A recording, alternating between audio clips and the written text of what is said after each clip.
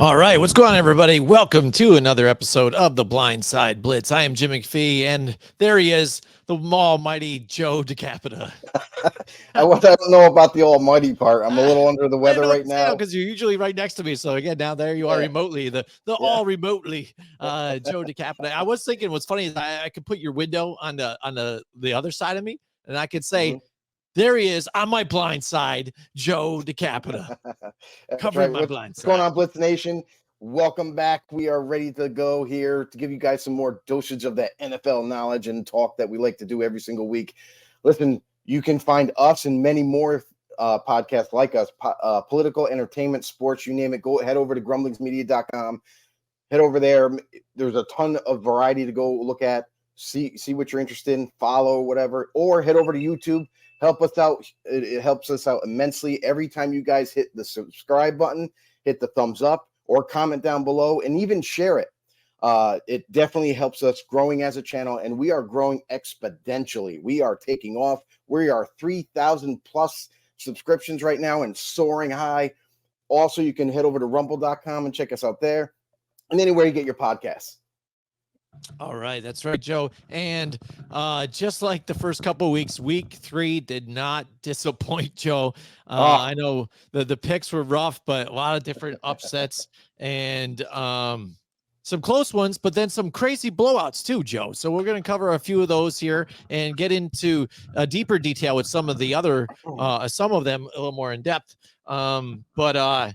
Let's start off, I guess, with, well, I'm not going to talk about last Thursday's game because the Jets, I thought we were going to handle that one anyways, but let's talk about my football Giants. How about that? We pick against the Giants because it's the safe bet because we're not sure again. And there we go. The Giants, look pretty good here defensively. They get a bunch of sacks here the offense getting it going, Malik Neighbors. There you go. That was the key to this offense here, that over the top type of guy to where Daniel Jones can kind of just entrusted him, throw the ball up, and he knows he's going to get those 50-50 balls most of the time here. And he's showing his athleticism, yards after catch all around, but he's their go-to guy. And let me tell you, again, I talked about Devin Singletary in the preseason. I know he's not, a pro bowler and this and that, but I knew he would run well in this offense, and he is so far, except for the 2 turnovers he had that made these games closer than they should have and actually failed them last week or the week before last. But if he can secure that football, he looks pretty good on the offensive side, though, too. But is this more of a story about what's going on with Cleveland? I think it's a tale of both halves, right? Like the Giants, they seem to be, they looked a lot better, let's just say, against the Cleveland Browns. But how could you not with how Cleveland's offense anyway, and defense for that matter, it's just simply struggling. So Cleveland's still trying to iron some things out. The Deshaun Watson still is not Deshaun Watson, and afraid to say this, but it just doesn't really look good for him. He's not getting any better week to week like we initially thought, and something has to change. I don't know if it's the play calling that's just not fitting into him. Like it's not weapons. They got weapons. The defense is lacking too, so that's also a part of it. But the Giants, they took a step forward playing Cleveland. Maybe that's kind of like the confidence booster that the Giants needed. Was they just needed one game to go right for them, one game to like kind of iron everything out. Like offensively, everything worked. Daniel Jones looked good. You know what I mean? Malik Neighbors had one hell of a day. So, and the defense capitalized against Cleveland. Now, that all being said, it's Cleveland. So we need to see the Giants get tested as they go into this, the rest of the season that they're going to play. We'll definitely see them get tested with others like Cowboys, which is coming up this week. Yeah. That's going to be a test. And knock the Cowboys all you want, but they've faced some pretty stiff competition. Now this is going to be a testing ground for both teams. Are the Cowboys really failing because they're just not playing up to par? Mm-hmm. Or are the Giants starting to figure things out and maybe they're on the way up? Mm-hmm. Yeah, I mean, that's the thing. It stinks because, again, if the Giants only had last week's win against the Commanders, if the kicker was healthy, now you're talking about you just strung 2 together and you're 2-1, and now you're facing a tough Cowboys team to where if you lose that game, you're just sitting at 500 here, and it's not so bad. So now you get this victory, you go in against the Cowboys. Cowboys now, in the last 2 games have lost both of them, and kind of embarrassed in both of them too as well. And now they're looking for payback finally. And here they go. What a team to come here in the Giants, which they like to beat up on quite frequently. But who knows? Maybe this Dallas team is in disarray here, and the Giants kind of got them where they want them to be, to where they're frustrated, things like that. Can't get the running game going at all. And you can see the difference because right now, currently, Dak Prescott leads the NFL in pass attempts and passing yards. So he's trying to do a lot of it here in the passing game to try and get things going, get that offense going, because they haven't been able to be successful running. So I mean, this Thursday night's game, I think it's going to be a close one, and it should be exciting to watch. And really, it'll tell you, like you said, kind of what these two teams are going to be.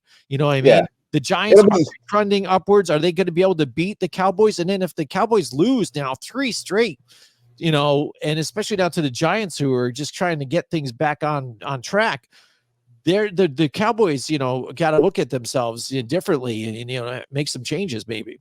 Yeah. So Micah Parsons, he's been very vocal out in the public, doing interviews and everything. He just said he's like, we're not doing well. We're humbled. That's the term he used. We're very humbled right now.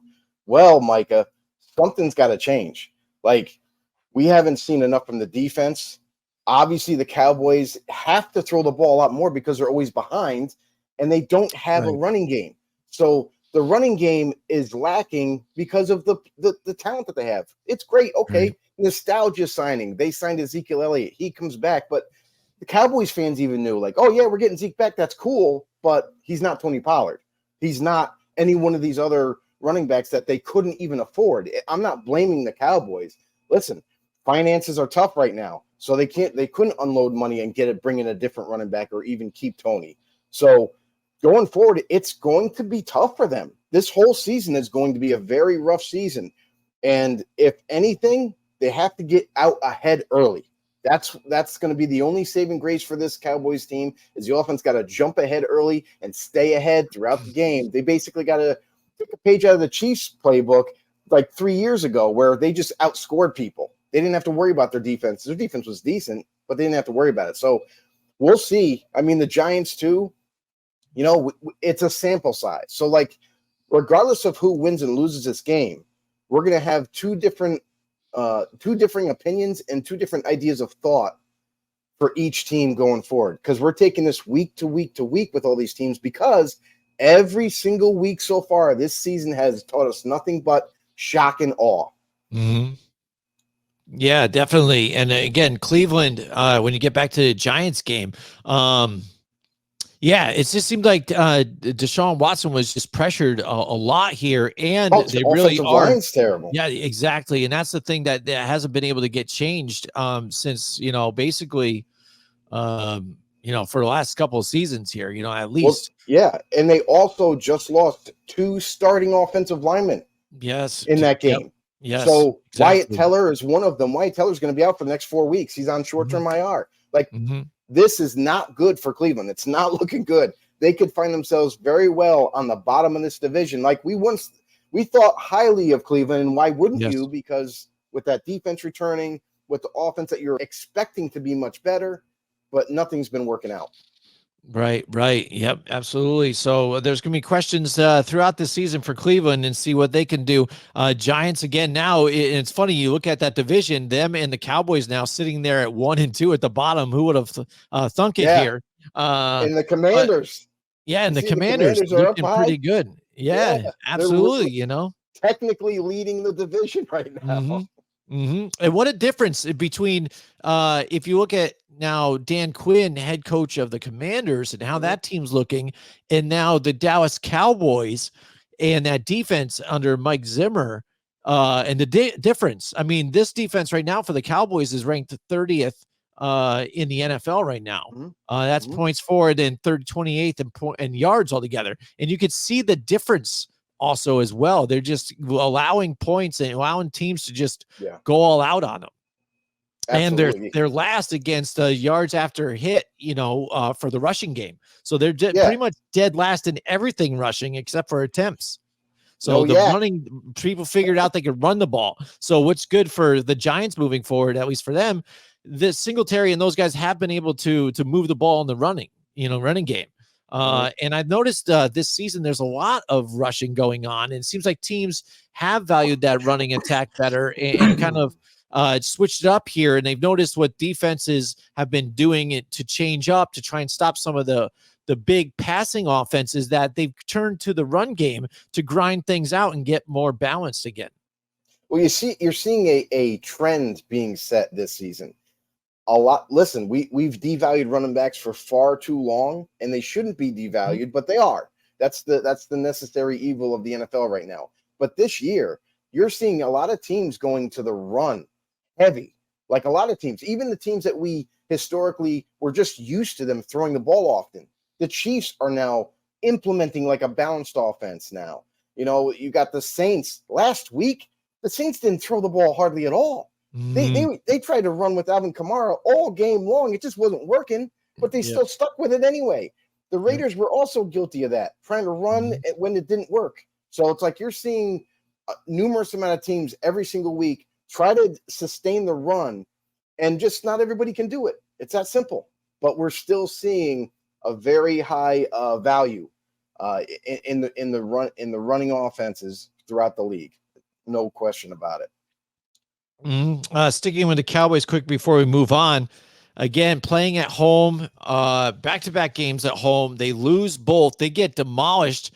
I know the game ended up getting closer. They did get that onside kick and kind of made it a tight one for Baltimore, but we've seen this time and time again with Baltimore, though, too. It seems like they get that lead in the second half, and Lamar Jackson, brought it up even in halftime in the locker room to his guys. Hey, let's go out there and finish now, because that's the thing. That's one issue that Baltimore does have, is finishing games. We saw it last year in the playoffs too against the Chiefs. I mean, come on, man. These guys have been known to do this, and they almost let this one squeak out, and let the Cowboys back in this one. But overall, if you watch the game, the Lamar Jackson and the Baltimore Ravens really controlled the pace of this game and really grinded out a win. And finally, by using Derrick Henry. Derrick Henry finally has his coming out party.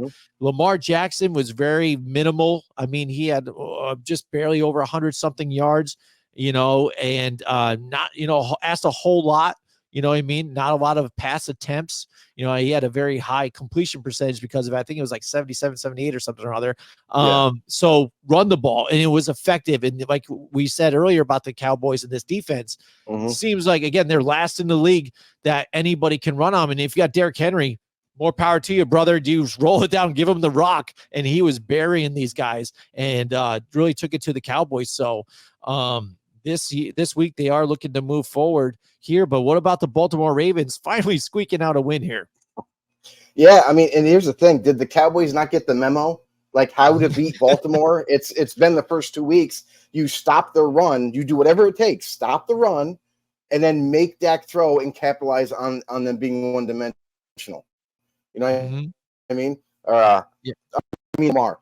So like that's been the deal. That's how you beat them. And their offense struggles immensely. If you're able to stop that run game, they're lost. They don't have another option, because when it comes time for Lamar to just throw the ball, he's not going to hit everybody. He overthrows people. He's not able to hit the tight windows that's necessary for him to help move the team down the field and score. So, man, Cowboys just like, I don't know what their game plan was on defense. It wasn't stopping the run, though, because we saw Derrick Henry run at will. He was running through people. I mean, he just had one hell of a day.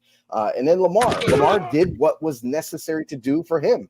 Like he didn't have to throw for 250 passing yards and 3 touchdowns. Like he just did what was necessary. And this is the bottom line for Baltimore going forward.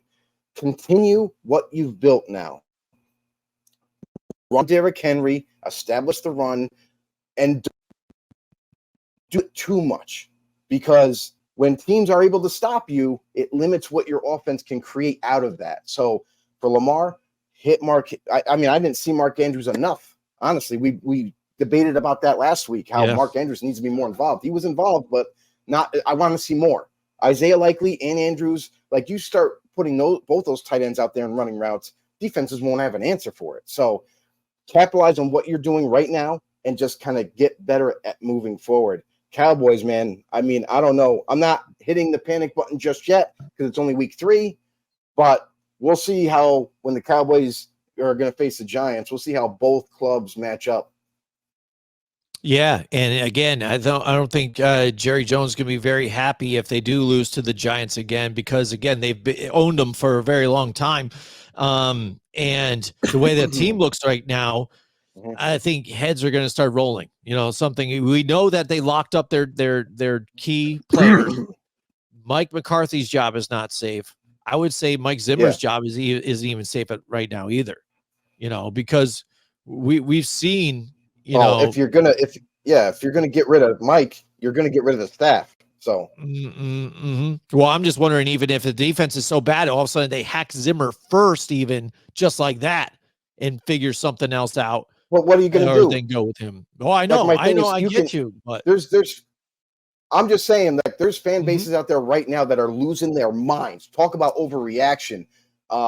There's fan bases with the Saints now. Oh, we lost against the Eagles. The sky is falling. The Raiders are like, oh, we couldn't do anything on offense. Get rid of Gardner Minshew. Like, everybody's going crazy, and it's so chaotic that everybody's overreacting just because, dude, we are so early in the season, guys. Like, everybody's losing their minds. They want to fire the offensive coordinator for the Raiders now. Like, the fan base, it's just ludicrous. Ridiculous. Okay, you can fire the offensive coordinator, but who are you giving the playbook to? It's not Antonio Pierce. He's a defensive-minded guy. Yes. Like, who? Hey, Waterboy, come here. You can do better, right? Here, just pick a play. No team is going to fire their coordinator right now. It's so early in the season. It wouldn't make any sense. You're not changing really anything, because even if you fire your coordinator, guess what? The defense or offense doesn't change. It's just someone different calling different plays in different situations. That's it. Yeah. So, not necessarily a recipe for success. So, I mean, people need to chill out. I understand people are frustrated because there's high expectations out there for a lot of teams.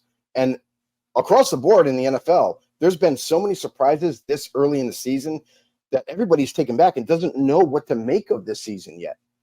You know, and it's hard to pick and choose who really is the really good teams. Like, we know teams have good personnel, but sometimes they're just not playing like it. So, I mean, it's hard to figure out so far, but we'll get an answer the farther down the season we go. Yeah, most definitely, Joe. All right, so let's move on to one of the other games now that was a little lopsided too as well, but I think some people have got to be like, what's going on? Is this team for real? You know, and it's the Minnesota Vikings and what they did to Houston. And what do you think of that game and how that played out? Not surprised. I picked the Vikings to win it. I mean, I love what Sam Darnold's doing. Sam Darnold, I told everybody before the season started, I'm like, keep your eye on Sam Darnold. And everybody laughed, and everybody was making jokes and like, oh, he sucks, this, that, and the other thing. Well, guess what? He got with the right support system. The coaching staff is correct. The offense fits him to a T.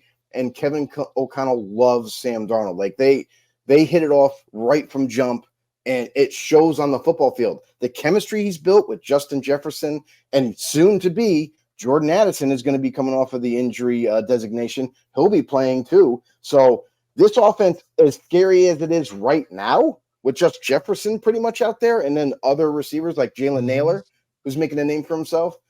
Now you add Addison into that lineup. It's going to get a lot tougher for defenses to combat. So, not surprised, but also on the flip side of things for the Texans, man, did they have a terrible game. Like, CJ Stroud had a bad game. The whole team, offensively, defensively, special teams, nothing went right for Houston against Minnesota. Minnesota's been on this hot streak so far through 3 weeks. let's see if they can continue that. But right now, I wouldn't panic on either team, but I'm also not surprised where the teams are at right now. Yeah, definitely. Again, I think they were just kind of Houston, I don't know. Again, just shell shocked, I guess, that this team came out like this. They were expecting, I think still people did, even the teams, I think, don't expect a whole lot of Sam Darnold, to do something like this to him. But again, Watch the first 2 weeks.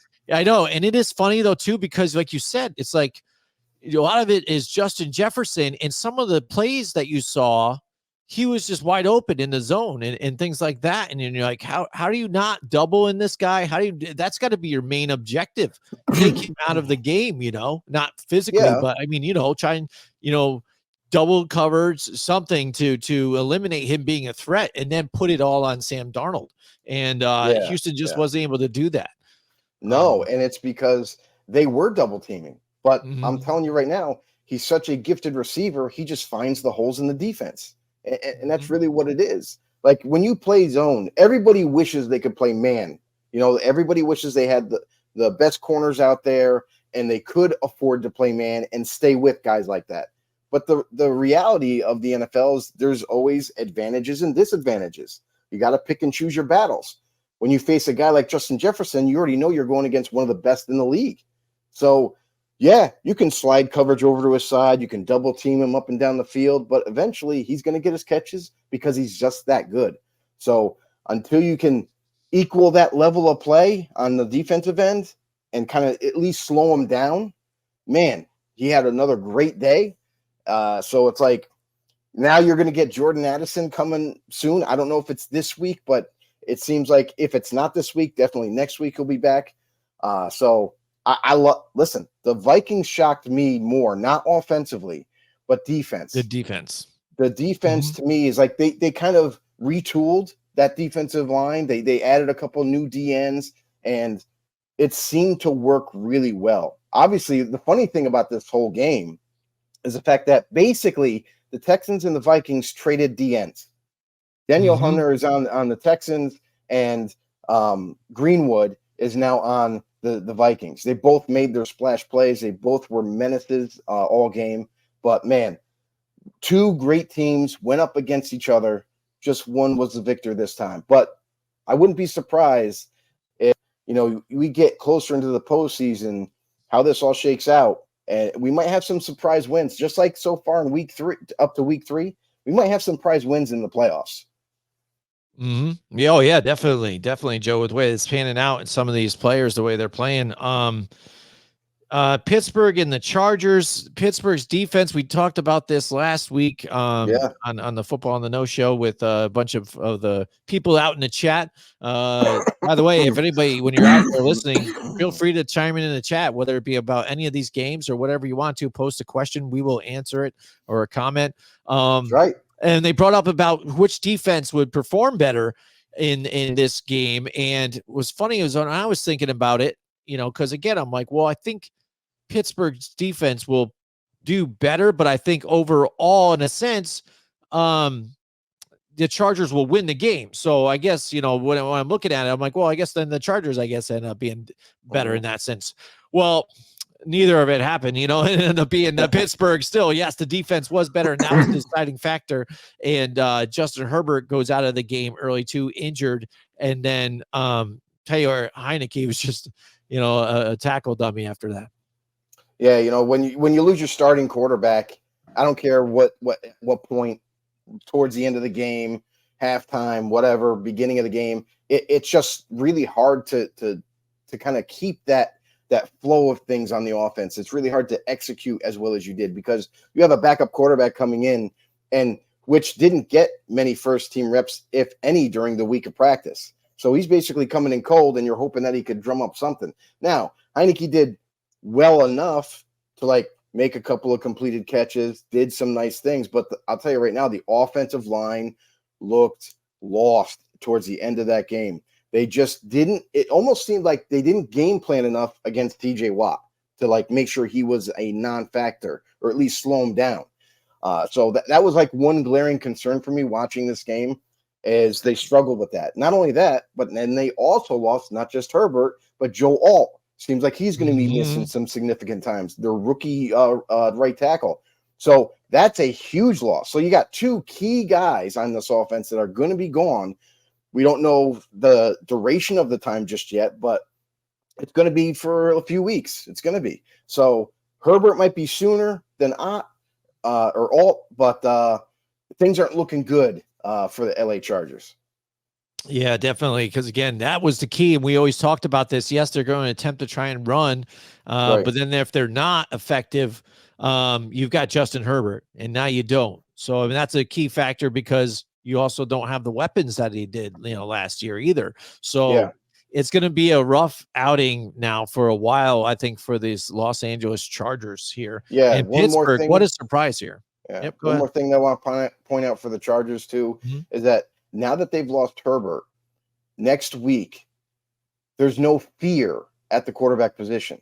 Like if Heineke's starting, you don't have to be super conservative in your defense now. Now you can load the box because Jim Harbaugh wants to run the ball. We're going to load this box. We're going to stuff this run. We're going to make Taylor Heinicke, right? It's Taylor? Yeah, Taylor. Yep.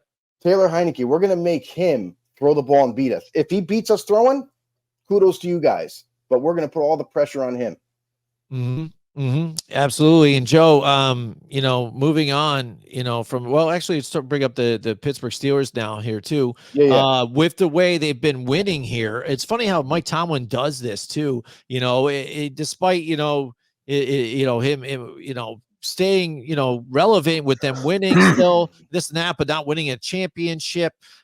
People have talked about maybe it's time for him to go, but look at what he still is able to do. I mean, they still win, and despite anything, Justin Fields in there, they're able to just get the, play it safe, get the ball around, but he performed better in this game. So where people are going to pose that question again. They're like, do you keep him in, or do you make the switch when Russell Wilson's ready to go? 100% you make the switch to Russell Wilson. He was brought in to be the starter. He was listed as the starter going into week 1 until they're like, well, we don't feel comfortable in playing, so Fields it is. Fields has only been there because Russell Wilson can't go. It hasn't been like, oh, he beat Russell Wilson out. No, he did not. Wait until you see the difference in the offense when Russell Wilson's in there. Guy's not completely washed up. He's lost a little bit, but he still can execute. He can still make plays for the Pittsburgh Steelers. So when Russell Wilson gets there, you're going to see a more efficient offense. I feel like because we've seen numerous times, whether it be Fields in Chicago or Fields in Pittsburgh right now early into the season, he holds onto the ball too much. He doesn't trust himself. And then he starts running around and trying to find a way to run down the football field, much like what Caleb Williams is doing. Caleb Williams has a stronger arm. Caleb Williams has more talent than Fields. But you're seeing from Fields, like this dude's a veteran at this point. He should be getting better and better and better, and he's not. He's the same. So I 100% think that as soon as Russell Wilson is ready to go, he's going to be the starter. My hope was that it was going to be this week, but Mike Tomlin has said himself he's not going to name a starter. He's going to wait till it gets to the latter part of the week, and then he'll make his decision. It really does come down if Wilson is healthy enough. If he's healthy enough, be prepared to see him out there on Sunday. Yeah. Yep. Definitely there. Now, as you brought up Caleb Williams again, a lot of people, especially Stephen A., but God bless Stephen A., you stick to what you know, and it's definitely not football. But he says, again, he's like maybe ready to call out Caleb Williams a bust. We know what our opinion is on Caleb Williams now. They have a long road ahead, and next week they've got the Rams too. It's going to be tough for these guys.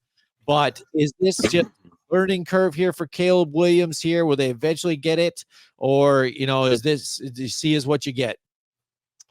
It's too early. I mean, he's still got to develop, guys. Like quarterbacks need 2 to 3 years to really find out if they're going to make it or break it in this league. Yes, there's signs right now that you're seeing from Caleb that does not give you confidence at all. But I mean, honestly, I wasn't confident in him coming into the NFL to kind of take over a team and run with it right away. He needs to develop his skills at this level. This level is a much bigger step than I think he anticipated. I thought that he might be able to come in and he was going to prove to everybody like, hey, no, I was the real deal. I can come in, I can compete at this level. It's no problem. But yeah, you might have a better situation that you landed in Chicago. You got all these receivers. That's nice. You got a better offensive line, a new running back than DeAndre Swift, but you're not executing. You can't throw. Like, he's struggling to throw over 100 yards. He did this past week, but man, it doesn't look good. And we're seeing some of the negative flashes that we saw in college creep up in the NFL. First week, he just flat out held the ball for like, was it just above 4.5 seconds before he would throw the ball or run? And that was a no-no. Second week, we saw him get much better in his release point, just not holding onto the ball. It was like 2-point-something seconds where he's getting it out quicker. And that's something that you really wanted to see. I think they game planned that. And then now, week 3, you're seeing some of these poor decision making. You're seeing him still turn the ball over. He's been doing that for 3 weeks now. And it really cripples this offense. They're not being able to move the ball. There's no rhythm.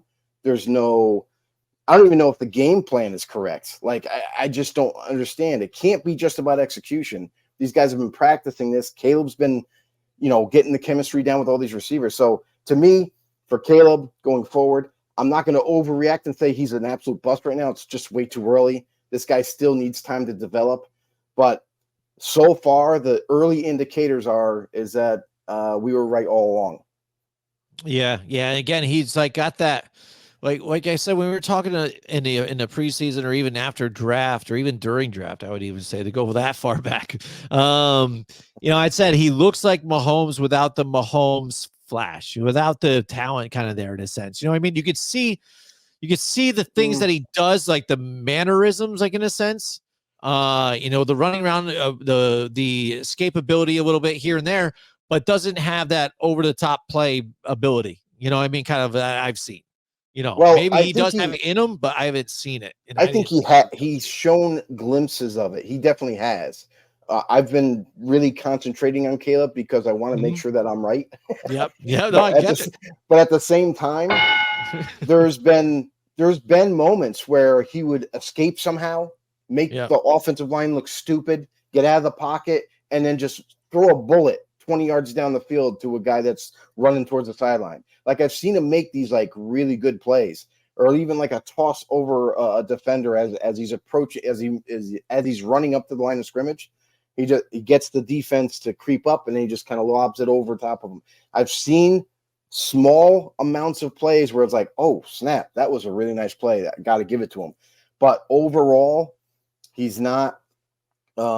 He needs to do more as a quarterback in the pocket to show and prove defenses out there that, hey, I'm not just a guy like Mahomes. I'm not just a guy that's going to run around with my head cut off until I make a play happen for a lot of the times. Yes, he's got a lot to learn.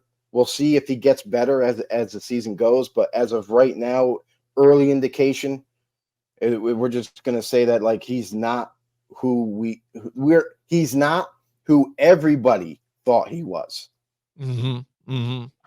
All right. One other game let's talk about here. Let's talk about your game, I guess, here with the Las Vegas Raiders here. The Red Rifle, baby. Yeah, Andy Dalton, we said that he would make a difference, and what a difference, though. I didn't know if anybody expected this. Yeah, we knew the players would be excited. We'd see Adam Thielen show up. We'd see Chuba Hubbard showed up even too on the run game. It just flowed better. But what was the difference here on your Raiders with a defense that's been playing so well? Yeah, I mean, it's real simple. Andy Dalton, I believe, even stemming back to the days when he was a Bengal, anytime he went to play the Raiders, he would dice up the Raiders. Now, the Raiders didn't have as good of a defense then, but still, the history is that he always had the Raiders' number. So, and it didn't change. Honestly, it comes down to that you put in a veteran like Andy Dalton who still has a little bit of spark to him. Like the execution, the timing, that's the biggest part of it all. Is the execution and timing was such being played at a higher level that you couldn't account for it. He just played at such a higher level than the Raiders probably thought he was going to. And the Raiders, I feel like they're the type of team where they were seeing the Panthers on the schedule and they were like, oh, we just need to show up. And I think we got this game.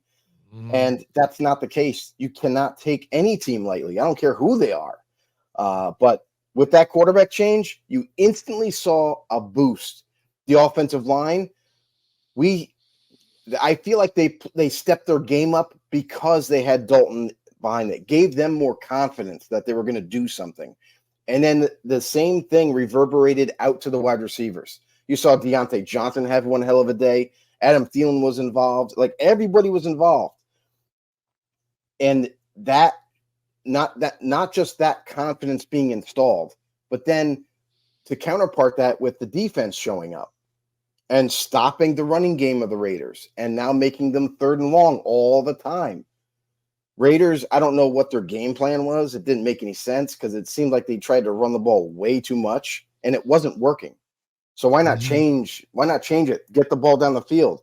We didn't see that until towards the end of the game when it was pretty much over. It was over. Right. Excuse me. Bless you.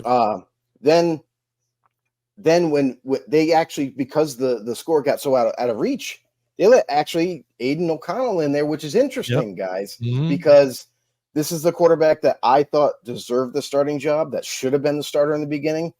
And you can call it garbage time. Yeah, I'm going to assume the Panthers defense let up a little bit towards the end because they didn't have to play as hard. Yeah. But what you notice was that when Aiden O'Connell was in there, much like Andy Dalton for the Panthers, the offensive line played amazing for Aiden O'Connell. Aiden O'Connell, yeah. And he was able to go right down the field with no issues at all and throw a touchdown pass. So if you're a Raiders fan and you're watching that, it's got to make you question, like, the decision-making of this front office, the decision-making of the coaches. Like, we benched this guy for a guy that everybody knows. Like, he's not the future, but we're still paying him and he's starting. So, yeah.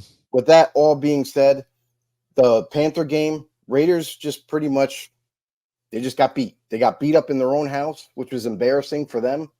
And maybe they can turn the page next week. We all know about Antonio Pierce's press conference. That's all over the freaking news. Yeah. About he's saying, well, there was some players out there that made business decisions. So we're going to make business decisions. Sending a message to some of the players that might have maybe not giving their all, maybe not coming down to tackle and it helps support against the run. It could be a lot of different things. We don't know. But could it be a quarterback change? I hope so personally, but it may be. Oh, that's the other thing too, is they also sustained 2 critical starters going down. Marcus Epps, their starting safety, done for the year. Gone. They had their offensive line, their right tackle, Thayer Munford. He goes down in that game, leaves the game. They had a rookie playing right tackle after that point. So they're a team that's a little banged up, that definitely has to make some changes. And I wouldn't just say personnel-wise. I would say also your game plans need to be better. Knowing that the Panthers, I feel like their game plan was like, hey, they're a team that struggles stopping the run, so we're just going to run no matter what happens. But guess what? Panthers showed up that day. The defense made it a point to stuff the Raiders' run game and make them throw the football. And Gardner Minshew, honestly, again, this week is another glaring highlight to show you that Gardner Minshew isn't the quarterback that should be leading the team. Right. Yeah, because that's the thing. It shows you if you look at, if you want to bring up my team again here to give you an example. I mean, Daniel Jones here, not a very good offensive line right now either. They got a good left tackle and so, but you've got Malik Neighbors. You got a guy who can get it to the quarterback, can get it to him. You got a connection. You can make the ball move. What the Raiders have on offense, if you had a quarterback that was able to get you somewhere, if you can't do it with what you have there, I mean, are you kidding me right now? I mean, that's the issue. And this is why we're talking about the Gardner Minshew issue. Because you have even Aiden O'Connell, who started to get it together and get that rhythm with everybody. Devontae Adams too as well. But now you've even got Brock Bowers. Get that rhythm together, and you've got an upside. You already know what you have with Gardner Minshew. It's this up and down, as steady as she goes with the boat. You got some waves, and then you bring it down again, and then you don't. And it's fine. And he's got fire. We've seen that. We've seen it with Taylor Heineke before. Hey, that guy has some real fire. Look at him. He gets so amped up, but he's only going to get you what he's going to get you. And they right there when you're talking about, they go at him and they weren't afraid of him. It's because when you lose a guy like Josh Jacobs with that team, especially in that running game, he was one of the top running backs in the league for multiple years. Not only that, he was also a rushing king. Oh, exactly. You know what I mean? Like, it's not like some average back that you let go to free agency and everyone's like not that upset about it. I truly believe that the locker room was pissed when they just didn't try to sign him, didn't bring him in, even have a sit down. Like, they just let him walk. You let that talented of a running back go. And then you said, okay, but we have Zamir White. Well, how's that working for you right now? Yeah. Zamir White, we called it before the season started. We're like, hey, Zamir is just a north and south runner. He doesn't make anybody miss, and he tries to run through everybody. He's not a good running back. He's good for like maybe short yardage, like maybe pounding it right in there in the scrum and pushing forward. But Josh Jacobs was different. He really just made things happen. And right now, Raiders are sorely missing that. If they wanted to be a running team, not only should they have kept Josh Jacobs and given him the money, I don't care. Match the contract that Green Bay gave him. You had the money. Jimmy Garoppolo was on his way out. Yeah. A post-June cut. You were getting another, 25 to 30 million in relief. You could have easily paid for his salary and still had money left over. Don't give me that bull crap about, we weren't sure about the money. You had plenty of money. You just were being cheap about it. And now here where you are. Because if you wanted to be a running team, you should have had Josh return because he's that much of a difference maker in the run game. Yep, definitely. All right, so we got a couple more games we want to cover. I know one game I wanted to talk about was the 49ers game. They get off to a big lead here. Yeah. Juwan Jennings, lighten it up. You got your injuries. You've got George Kittle was out. Everybody.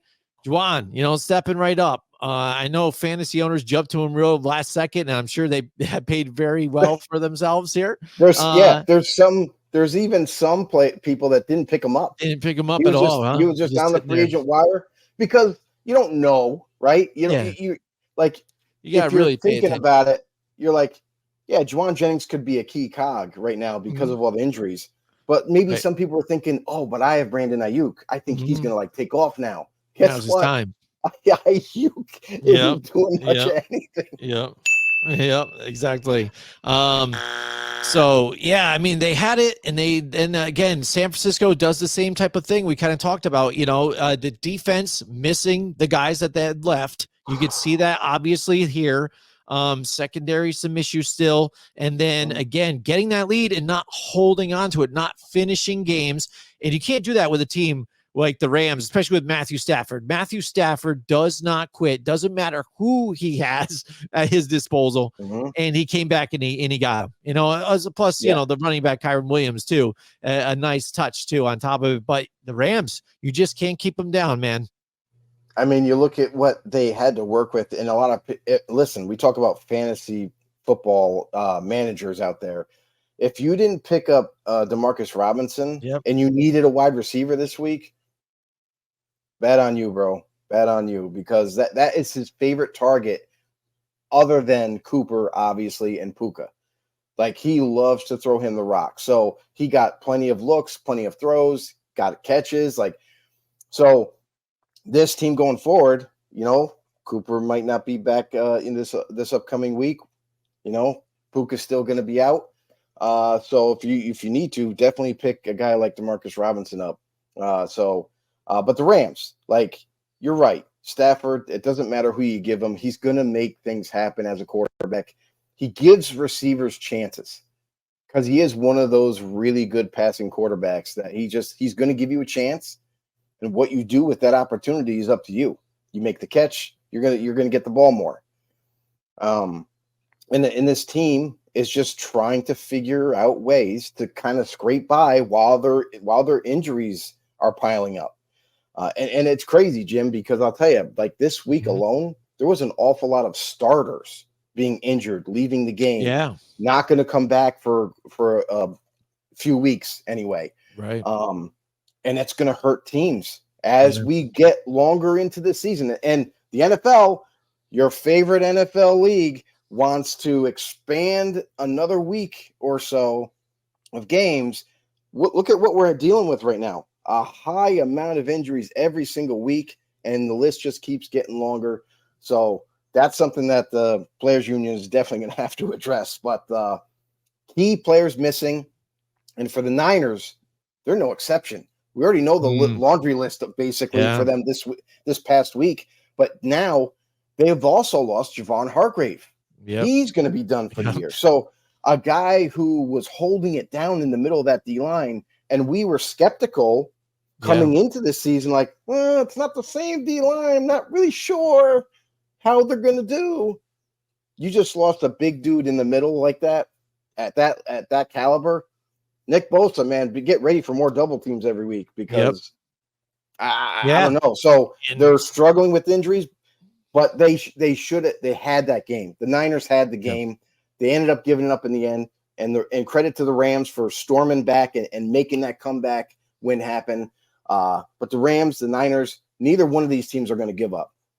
Yeah, and that's the thing, with that game, the way that these teams are playing and fighting hard against each other, but with the injuries and the way the Arizona Cardinals have been playing, the Seattle Seahawks, this division ready to flip upside down too, I mean, because these two guys, these two juggernauts of a team, the 49ers, the Rams, injuries on top of it. I mean, it's going to be tight. And a lot of these divisions, the way they're panning out, flipped upside down. Some teams not performing like we thought they might. Like you said, the Ravens have a road to climb here.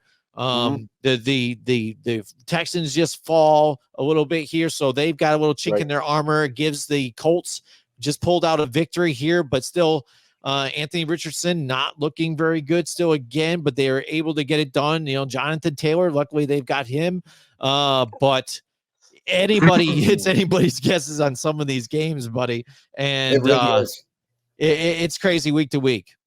It really is, and that's the thing is like that game alone, the Colts in Chicago, like I watched a little bit of that game and I'm like, it's almost like neither team wants to win it.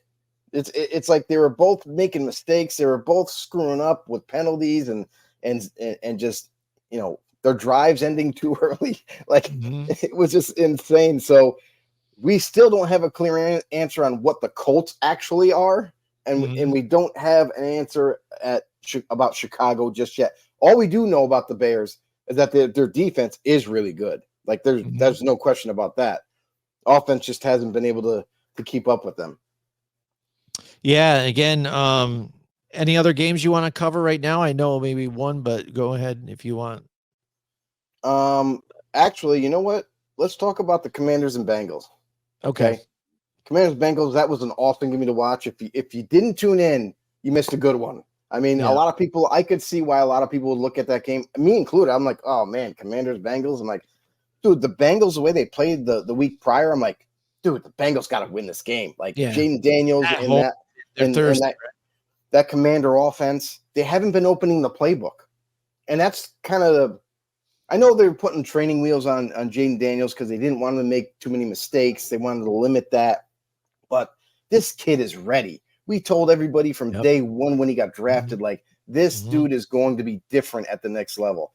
Not just because of his mobility, but, man, he can make every throw, has a cannon for an arm. Like, he's super smart.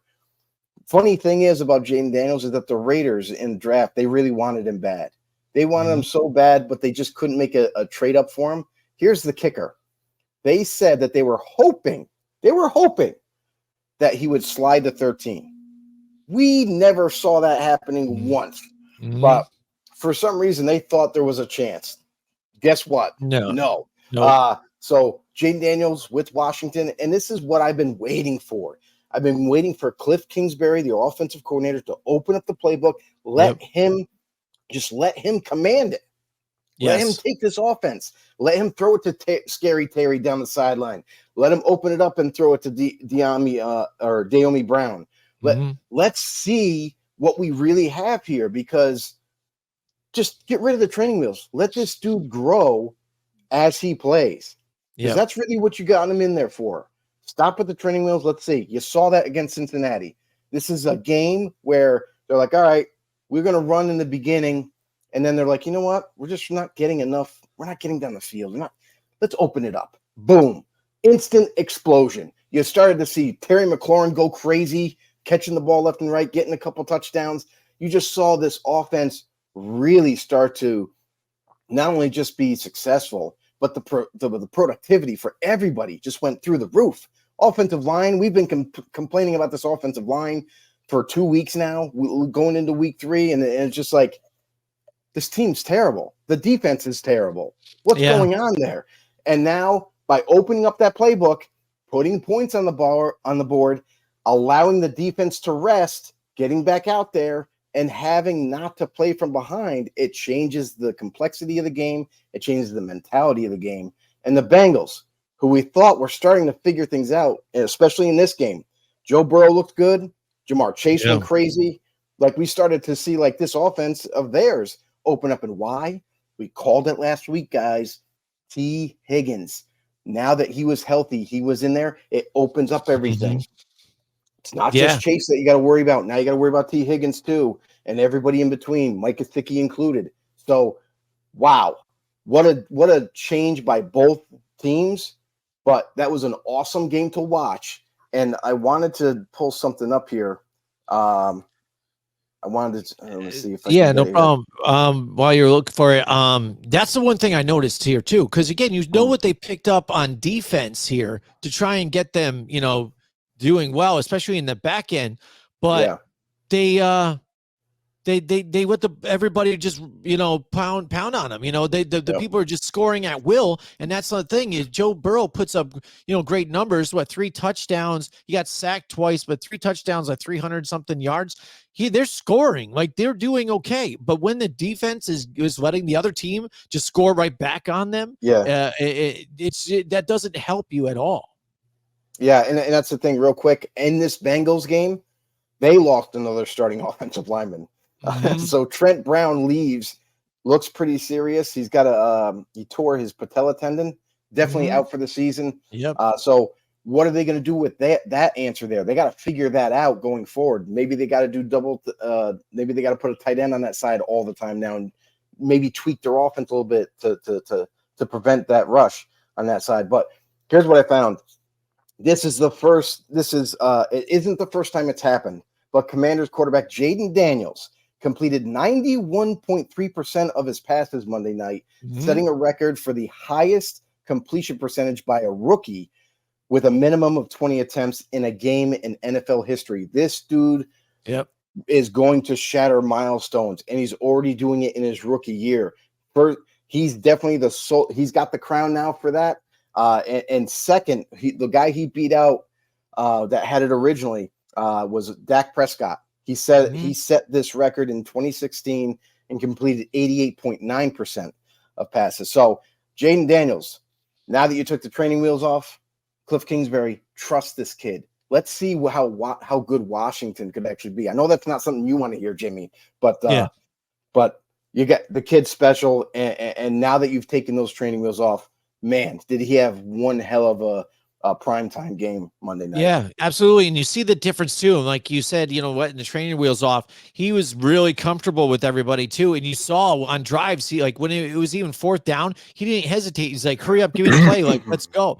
And then even after they got that first down, you saw Dan Quinn say, huddle up. And he's like, no, we've got him on the ropes. Let's just go. Let's go. Give me the play. You know what I mean? So I'll tell you right now too, that shows confidence. Like, that shows not just confidence for him, but for him to demand as a rookie. He's demanding the play call to get in faster. Get in faster, Cliff. I need it faster. Now, Patrick Mahomes started doing this with Andy Reid. Like, every time the play gets over, he just wants to play right away. Jaden Daniels is showing, like, not only is he poised, but he's in his rookie year. Yep. I mean, I know it's early, but in his rookie year, man, he already looks like a veteran out there. Yeah. Yeah, absolutely. It's just, again, limit some of the mistakes as penalties, rather. Penalties is what killed that team. Mainly offensive line, things like that stuff.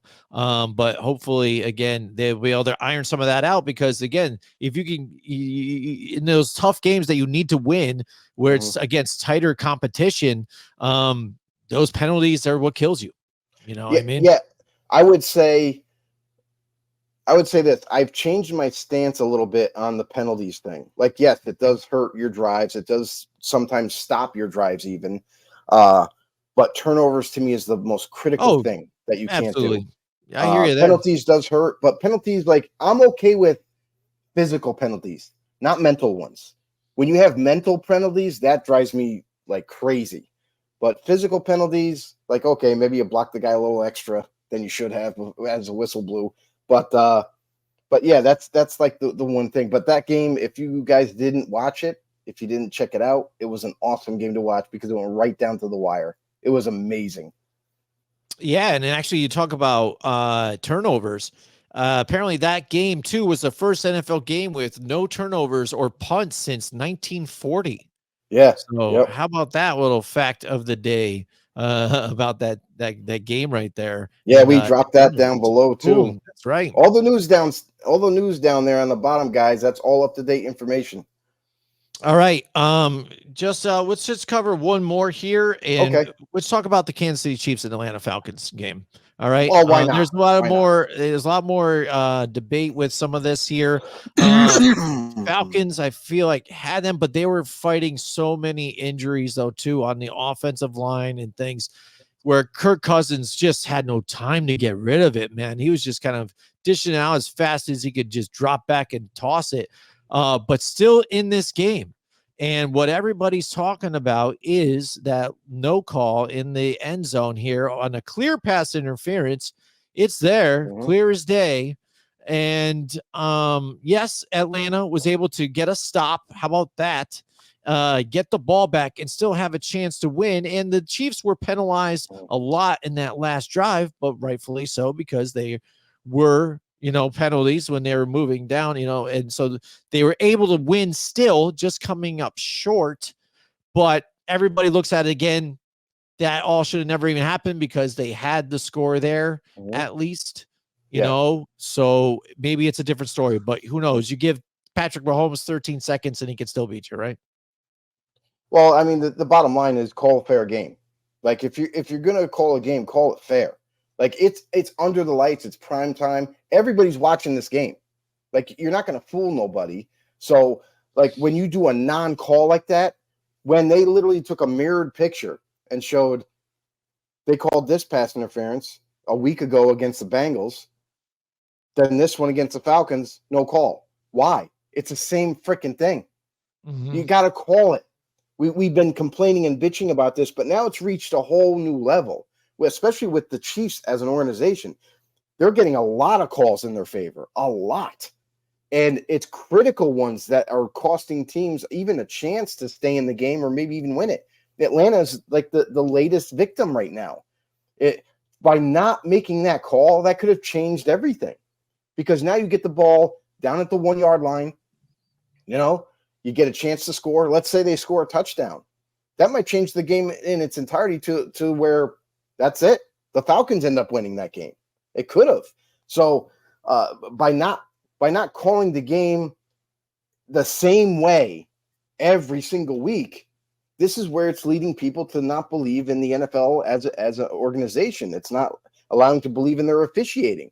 So you mean to tell me, and there's a ton of skeptics out there, that when they look at this, they're like, wait, all the calls seem to be favoring the Chiefs for so far and after 3 weeks. And it's usually critical points of the game. So something's fishy here. Roger Goodell, you're going to help us out here? Like, you might have to make a few phone calls and have some meetings with some referees and say, hey, listen, guys, we need to call this game fairly. Like, we can't just be not throwing the flag or throwing the flag in favor of the Chiefs just because they're the darling of our league right now. But let's just call it what it is. Like, the Chiefs have, let's face it, Chiefs have not played up to their level at all in 3 weeks of football. They don't. They've struggled sometimes. And honestly, they should have probably lost 2 games already. But until something gets said, until something changes, like I fear that this is going to continue throughout the year where the Chiefs are favored. Mm-hmm. Yeah, and that's the thing, though. It's tough. It's like because again, I've seen it, so I want to agree with that, but again, you also the argument that they were heavily penalized on that last drive for Atlanta. That's making up for it. That's what that is. And that's making up for not doing their job. Right. And what makes it worse too, I think, is when you got like guys like Chris Collinsworth riding along right with it and kind of be like, yeah, all right, there you go. There's Mahomes doing Mahomes things and this and this and blah, blah, the company line. Oh man, this is what's great about the Chiefs. But yeah, I mean, and we've seen this with other teams that are winning, or even like you said with the face of the league too, Patriots. You get a lot of those calls, you know what I mean, and it sucks to see, because again, it shouldn't be that way. No. But when you're liked by the officials or whatever, or if the NFL says, hey, these guys got to be kind of the team here, where all eyes are on these guys, which make it close, but or whatever, maybe they get a couple here just to make it a little easier for them, I guess. But it's messed up. And really saying that's technical, but then also on the other hand, though, too, what feeds into it is the fact that they aren't playing up to par and they're still winning somehow. And when you see those calls, a microscope is just put on it and saying, hey, listen, Mahomes playing not like Mahomes or whatever. Kelsey's not even really getting the ball that often. He's not making a big play in the games and scoring like he's used to seeing, right? Yeah, he's not involved. So, and they're still winning somehow. Like, God damn it, So then they look at hey, well, they're getting the calls too, and this and that. So it opens the door, I think, for some of it. That's the problem, is the fact that they're not playing to a high enough level for themselves, that they're also being helped with. We already knew that they're being helped with past games, even last season, but now they're playing at a lower level than we're accustomed to seeing them play, and the refs are helping them out. It almost seems like even more, where it might not be every they're not nitpicking the Chiefs, but then Patrick Mahomes threw it 60 yards down the field, and their feet got tangled up. We're going to throw a pass interference call. We're going to give them a new set of downs. It was 3rd and long, and now they're down there, and they end up scoring a touchdown. It's like when you change the actual output of the game, that's when you're doing too much. Call the game the way it should be called, regardless of the team, and that's really all you need to be doing. Mm-hmm. Yeah, and here's the play. I got it on Google Slides here. Quick, just wanted to show you. That's the freeze frame that you're talking about. And there it is, one right there with the Bengals game. The Bengals is the pass interference, and then this guy who's hugging. It was Pitts, right? I think that was there for the catch. Yeah, he's not even looking back for the ball. You can see where the ball is, in retrospect with everything. So he's trying. Kyle Pitts is trying to come back for the ball. Yeah. And he's not looking. He's literally not even looking, and he's driving into his torso. Like, come on. And then the ref made a statement after the game, said this, and said, from my angle, I didn't see anything wrong with it. What angle? Any angle it looks bad. You don't need to be right at the corner. Oh, it looks the same. Yeah. Come on. Yep. Yeah, somebody had to have done something, and that's where it even kind of goes. It's like, how come, at least, because we're talking about when they used to be able to challenge or throw flags on pass interference before, and then that was a mockery of the whole thing. Right. How is even the New York office not able to intervene in that whole situation too as well? But that's the thing, is that's why pass interference needs to be reviewable, because if the refs aren't going to make the call, we need New York to step in. All I care about, I'm not just complaining because it's the Chiefs. I'm complaining about every game where they blow calls, they change the output of the game. Yep. We want to avoid that at all costs. I understand holding calls are part of the game. It's going to happen. False starts going to happen. Yep. But when it comes down to critical points of the game, pass interference calls, or maybe even defensive holding, maybe even his feet aren't in on the sideline. Like these are type of plays, like big time plays where they need to be reviewed, and it doesn't have to take long. Because that's the NFL's worry, right? They're like, it's going to make the game so much longer. It doesn't have to be. How about you stop having conferences over a holding call in the middle of the football field, right? And start freaking do what like college football. What's that about? If anybody watches college football, the referees, for the most part, not all the time, they are so efficient. What's the call? Holding? Okay, holding number 67. Let's move on.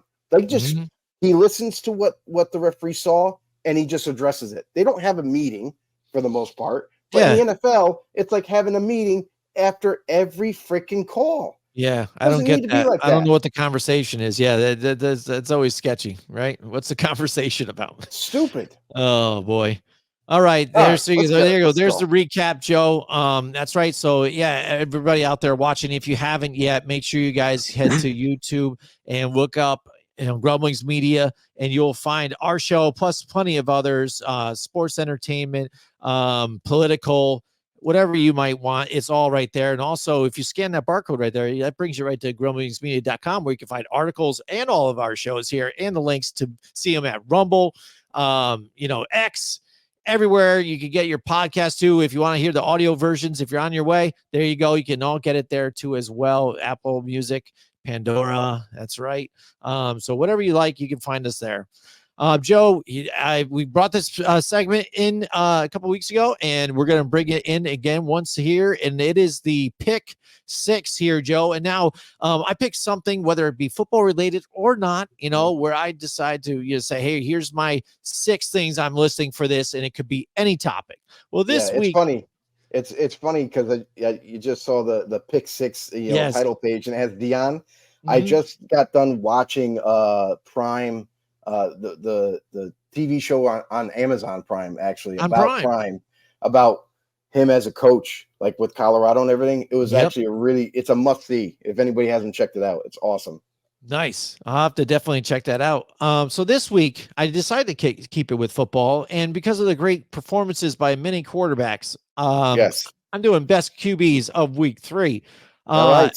Honorable mention, we talked about Joe Burrow and stuff having a pretty good game despite losing. He is not on the list. So, but honorable mention for Joe Burrow. All right, now here we go. And this isn't in no order. It's not like number 1, and then 6 is like the worst of them. This is just 6 of them. I'm picking them. All right, so Josh Allen. I've got Josh Allen on this list. Josh Allen, Monday night. I thought Jacksonville was going to put up a fight because they do play well against Buffalo at home. And Josh Allen said, no, I don't think so. And actually the whole team, the defense played really well. Trevor Lawrence, they really did. He did really poorly too. And if I was giving out, my missing player on the milk carton, he might be it too as well, but he wouldn't make it together. But pretty abysmal too as well, and having a terrible season. But Josh Allen, 4 touchdowns, 263 yards. For a rate of 142. Plus, he had 44 rushing yards too, Joe. Full beast mode. This guy played his ass off in this game. Right there he is. He's one of my pick 6 QBs. Yeah, he's actually one of my favorite QBs this week too, because he helped me win one of my bets. So nice. Thank you, Josh Allen. All right, excellent. All right, here we go. Next up on my list, I've got Daniel Jones, Joe. Here we go. Daniel Jones making an appearance. I had to show him some love when I could. Yes, he didn't have 300 something yards, but you know what? Again, for a guy that, hasn't been playing the best here, it's a tough team. And here he goes. He's, 24 for 34, 236 yards, 2 touchdowns. And also, he ran the ball a little bit too, a rate of 109. I put my guy on there. Maybe that's a little favoritism, but I like Daniel Jones here on this one. A little sympathy pick there. Why not? Yeah. I probably could have put Burrow in ahead of him. Yeah, why not? But that's again, okay. Against that Cleveland defense, I loved it. if Aiden O'Connell is starting this week and he has one game, he'll have to be on the list too. All right, there we go. Next. All right, there you go. And there's your guy. Jaden Daniels is next on the list here, Joe. Boom, he made the list. What a performance he had. I got it right here. Where is he? Dude, what the hell? I don't see it now. Oh, there it is. Right there. I lost it now. There he goes. 254 yards, 21 for 23. Lights out, 2 touchdowns, 39 yards rushing, 141.7 rate, Joe. Oh my God. Again, when you talk about his leadership on the field too, as well, that's what made it stand out as well for me. Jaden Daniels, here you go. You get the pick 6. Yeah. All right, next. Jaden Daniels definitely needs to be on here. Yep. Sam Darnold is on my list here. Sam Darnold against the Houston Texans. I thought Houston again was going to put it to these guys, at least, shut them up a bit. It's a tough playoff bound team. You look at this team, CJ Stroud, Stephon Diggs, the name, the defense, and Sam Darnold and the Minnesota Vikings really took him outside back behind the woodshed. And Sam Darnold, here you go, 17 for 28, only 181 yards, but 4 touchdowns. Despite being sacked 4 times, 119.2 QBR rating right there. You gotta love it, Sam Darnold. There you go. Because you know what? He didn't need a lot of passing yards because they were running the ball down their throat. So, kudos to Sam Darnold for getting the job done yet again. And I can't wait to see where this Vikings team is headed. Yep, absolutely. All right, I've got 2 more in my pick 6 of the best QBs of week 3, and I've got Andy Dalton. I'm showing some love to Andy Dalton coming off the bench here. Hold my beer, Bryce Young, 26 for 37, 319 yards, 3 touchdowns, a rate of 123.6. Man, showing some offense here out of this team that everybody just looked at and was like the laughing stock of the NFL. And he shut up the haters here. Absolutely. I mean, they were the laughing stock of it. Now we'll wait and see what happens when they face a better team. Because they didn't, it's the revenge game now. They play the Cincinnati Bengals next week. Is that a better team or not? that might change. Well, think about it this way, because the Bengals have been playing much better last week. The offense really stepped their game up. And if their offense can do that same thing the following week, that's what's helping their defense too. Yes, both teams gave up a ton of points. I get it, 30+ points from each side. But it's going to help defenses when they're allowed to get a little bit more of a rest. Then they can get out there and do their thing. So let's see how it evolves going forward. Does this offense kind of bring the Cincinnati Bengals? I know they're 0-3, but is this the turning point for the Bengals now? Because now they got T. Higgins back. The offense looked a lot better like we're used to seeing. And let's see if that kind of reflects on the defensive side for this upcoming week. All right, next and now finally here for my pick 6. For the best QBs of week 3, I've got my man Brock Purdy. Love me some Brock Purdy. He looked great out there. Again, flawless. 137 QBR rating here. He also had 41 rushing yards for Brock Purdy, 22 for 30. That 292 yards too, Joe. So accurate. It's ridiculous. Yeah. And again, without his weapons, he did have Brandon Ayuk still, and Juwan Jennings is no slouch though too, but still Brock Purdy getting it done, shutting up the haters. Despite, even though they couldn't get the win. Was Brandon Ayuk who? Yeah, I know, right? They gave this dude the money he wanted. Yeah. And what are you doing? That's when you got to show up. Doing anything. Right. Come on. Especially when you don't have Debo in the lineup and you don't have Christian McCaffrey. Come on, man. You got to show up and show out. So I'm disappointed in Ayuk right now. But man, Brock Purdy, dude, he's got ice in his veins, man. He's so calm, cool, collected. And the dude's got wheels. He does not look like he has them, but when he turns the afterburners on, man, he can go. So good for Brock. There you go. So there he is. That's my pick 6 for week number 3. Who knows what I'll come up with next week? You never know. But All right, Joe. Maybe we give some love to the running backs. Maybe we do. Maybe we do. I did put it out there on the fly. It was nice, but yeah, maybe I will one of these times here. All right, Joe, the picks. We don't really do a competition on this show and stuff like that, but we're going to throw it out there anyways, just to show it the difference here. Again, I'm not looking very good. I will come up with better graphics too. Again, this was on the fly because this looks really like Windows 95. I apologize to everybody, but I will do better quick. Get it off the screen. Get it off the screen. There you go. I am not doing well here right now early on, Neither but that's one how of we us do are. it, Joe. No, neither one of us are, because we start off slow. I'll tell you right now. You turn it on. So far this season, correct me if I'm wrong, but so far this season has been the most difficult season to pick games, like hands down, because there's so many surprises that are happening, and we're still to this point, even after 3 weeks, still trying to figure out what all these teams are. Yeah. Like you look at the Eagles and Saints game, how close that was the whole entire game. Like there was like no scoring for the longest time. Yeah. And it's like, and then, at the very end, the Eagles pulled out the win. But it's like, dude, things that we didn't anticipate seeing is happening. And I'm at a loss right now, like picking games every week, because you never know who's going to show up and who doesn't. Yeah, you don't. And then with the injuries compound on it, I'm sure harder. With these teams, it's the healthy teams that are going to withstand it all, So right. It's tough. But all right, let's get to it. I put music up last week. I really enjoyed it. I'm going to do a different type of music maybe every week. I don't know. Let's try different. I'm just going to see what the hell this is, because I can't tell by the music the way it is here. I think I did Daydreaming last time.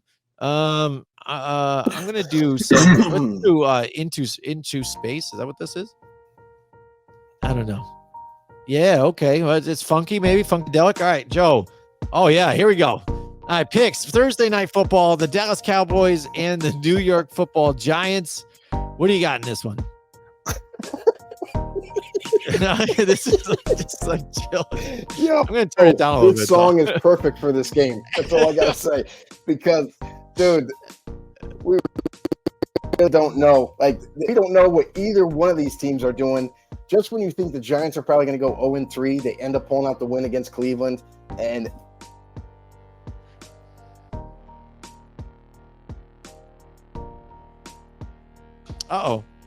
did I lose you, Joe? Joe. All right, I might have lost Joe. Joe, try and get yourself back if you can. I'm going to remove you from the screen right now. But yeah, let's talk Giants, Cowboys, Thursday Night Football. It's tough because, again, it's impressive what the Giants were able to do against the Cleveland Browns team that has a really good defense. I think they were kind of caught by surprise here by the Giants and what they were able to do with running the ball efficiently. But then Malik Neighbors, now he's starting to put people on notice and show that he can be an elite wide receiver in this league and this quickly in the league. And this is what I think is going to be the thing for the Cowboys to try and stop here. That's the key to the game. Try and double team or put one of their good corners that they do have on Malik Neighbors and try and shut him down, get him out of this game, force Daniel Jones to either try and run the ball or get rid of the ball quicker to where you can't get it to Neighbors and you've got to try and dish it down to your running backs or really get your running game going. So this is going to be a tough one here. I'm hoping it's close, but like I said, throughout this season, again, I'm not sold in on my Giants team. Again, I'm more pessimist than optimist, I guess, through it all. I get excited when they do win. I'm hoping they can win. I get excited about this last win that they had against the Cleveland Browns.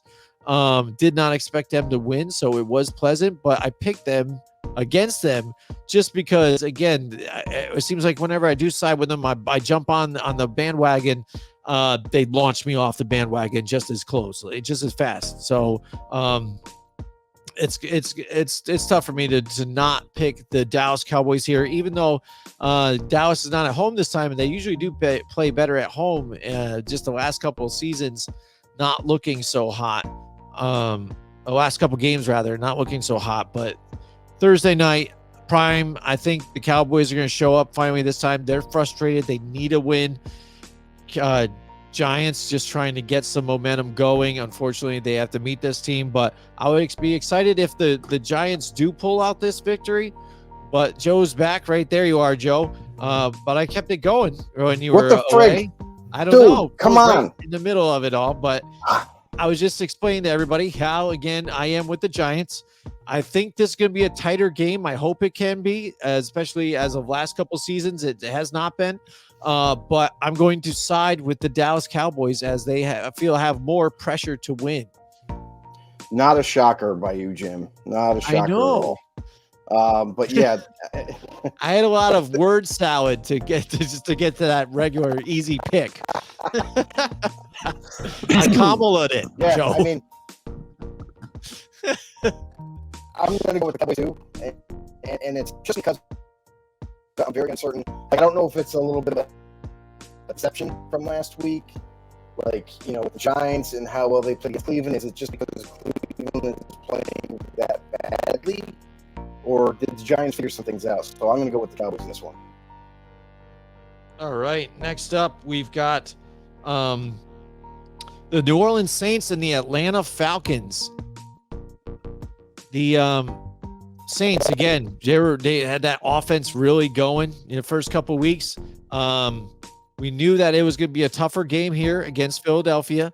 But it's funny how even low scoring it was, in the way the approach the teams took. Saquon Barkley had a big day in the running. Again, when you talk about running backs and show some love to the running backs, I almost did do a list where you include multiple types of players, and Saquon potentially could have been one of those guys.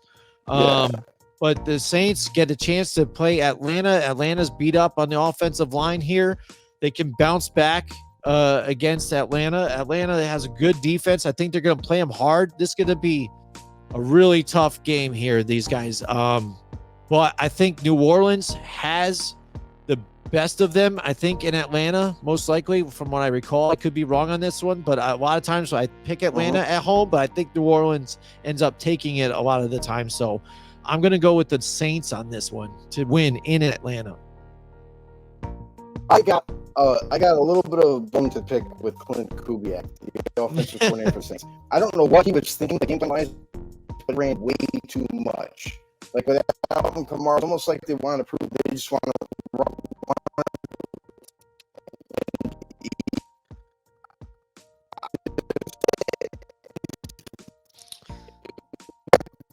All right, Joe, you're breaking up. I can't even hear what you're saying. Just why wouldn't you? It doesn't. So can you hear me? No. All right, now talk. Try it again. It's choppy for some reason. I don't get it. I don't get it. Doesn't make sense to me. There you are. Now you're clear. I don't know what you might have just did, or I don't know, maybe nothing. But try it again. Magic touch, Jim. That's all. But no, I just don't understand what Clint Kubiak was doing from a game plan standpoint against the Eagles. He just ran too much. He has Derek Carr playing at a high level. Why not utilize all the aerial attack and the weapons that you have and just spread the ball around? You can still run the ball with Kamara, but spread the ball around, get it down the field, score points, and make it real difficult for the Eagles, because honestly, the Saints defense was shutting them down for the whole pretty much whole game. Now, if you put a 2-3 more touchdowns on the board, it could have been another blowout in the end of it. So Clint Kubiak, I'm disappointed in you. Hopefully you figure things out this week and open up that playbook back up. But I'm going to go with the Saints against Atlanta. I love what Atlanta showed me this past week.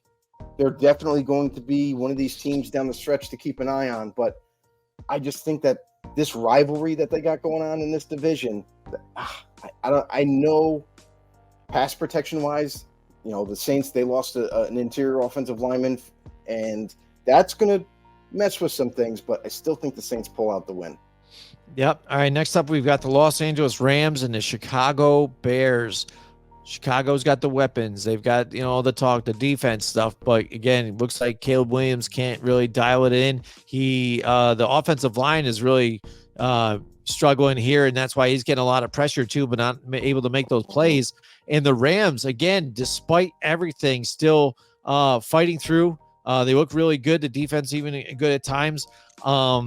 So I think Caleb Williams is going to struggle again in this game. And then Chicago, again, I really didn't see them pulling out like this division. Like some people tried to kind of call their shot and say they were going to do this here. And I think this is another knock against them this week. That really makes that hill harder to climb here to get out of the bottom of this division. But I'm going to go with the Los Angeles Rams on this one and Matthew Stafford. Yeah. For anybody that was like hyping up the Chicago Bears because they got their guy at quarterback and they I get it. The hype was there because it was exciting, right? For Bears fans. It looked like on paper anyway, it's like, hey, we got our guy at quarterback. We got all these weapons around him. Like, what's not to think? And we already know our defense is good. Maybe this is the year. Maybe we make a push. Maybe we win the division.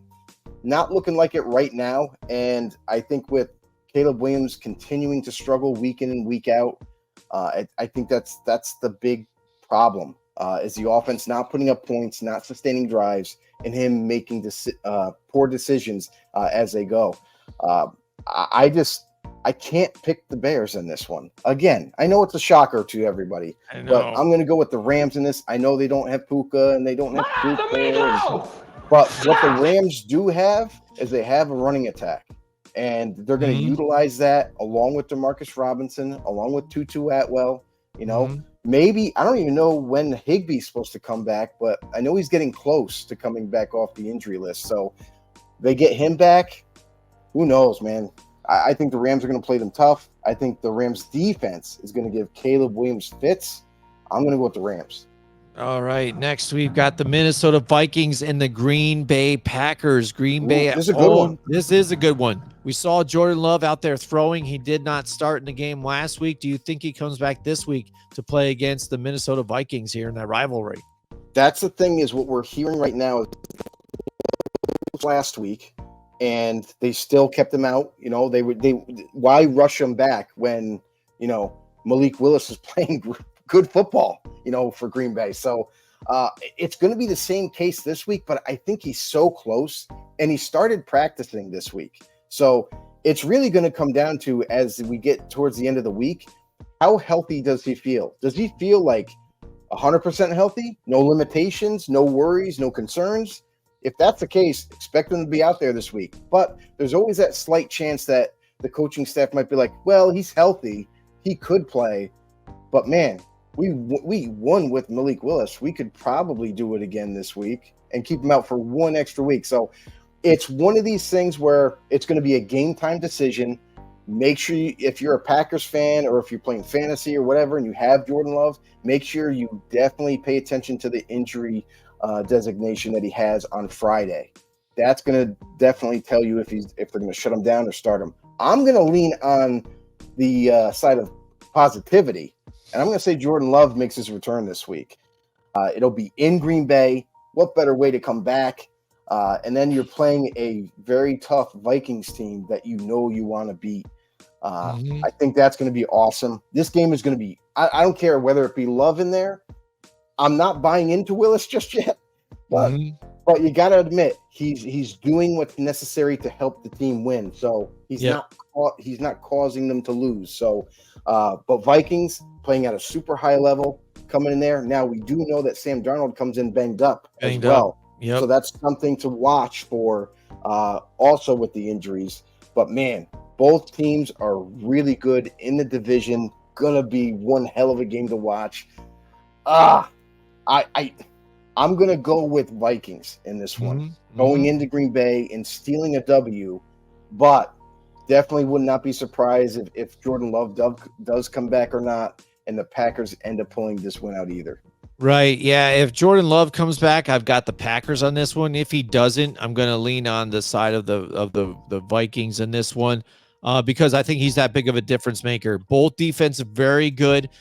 We have seen the matchup between Jair Alexander and Justin Jefferson. It gets chippy, but Justin Jefferson does get the jump on him, the upside on that most of the time, I would say. So we're going to see that. We're going to see the shit talking. We're going to see all that. So that'll be exciting to watch on that one. If Jordan Love plays, I'm going to go with the Green Bay Packers. The other thing that I'll say is that last outing when Jordan Love did get hurt and he left the game, before he got injured, he didn't look too good.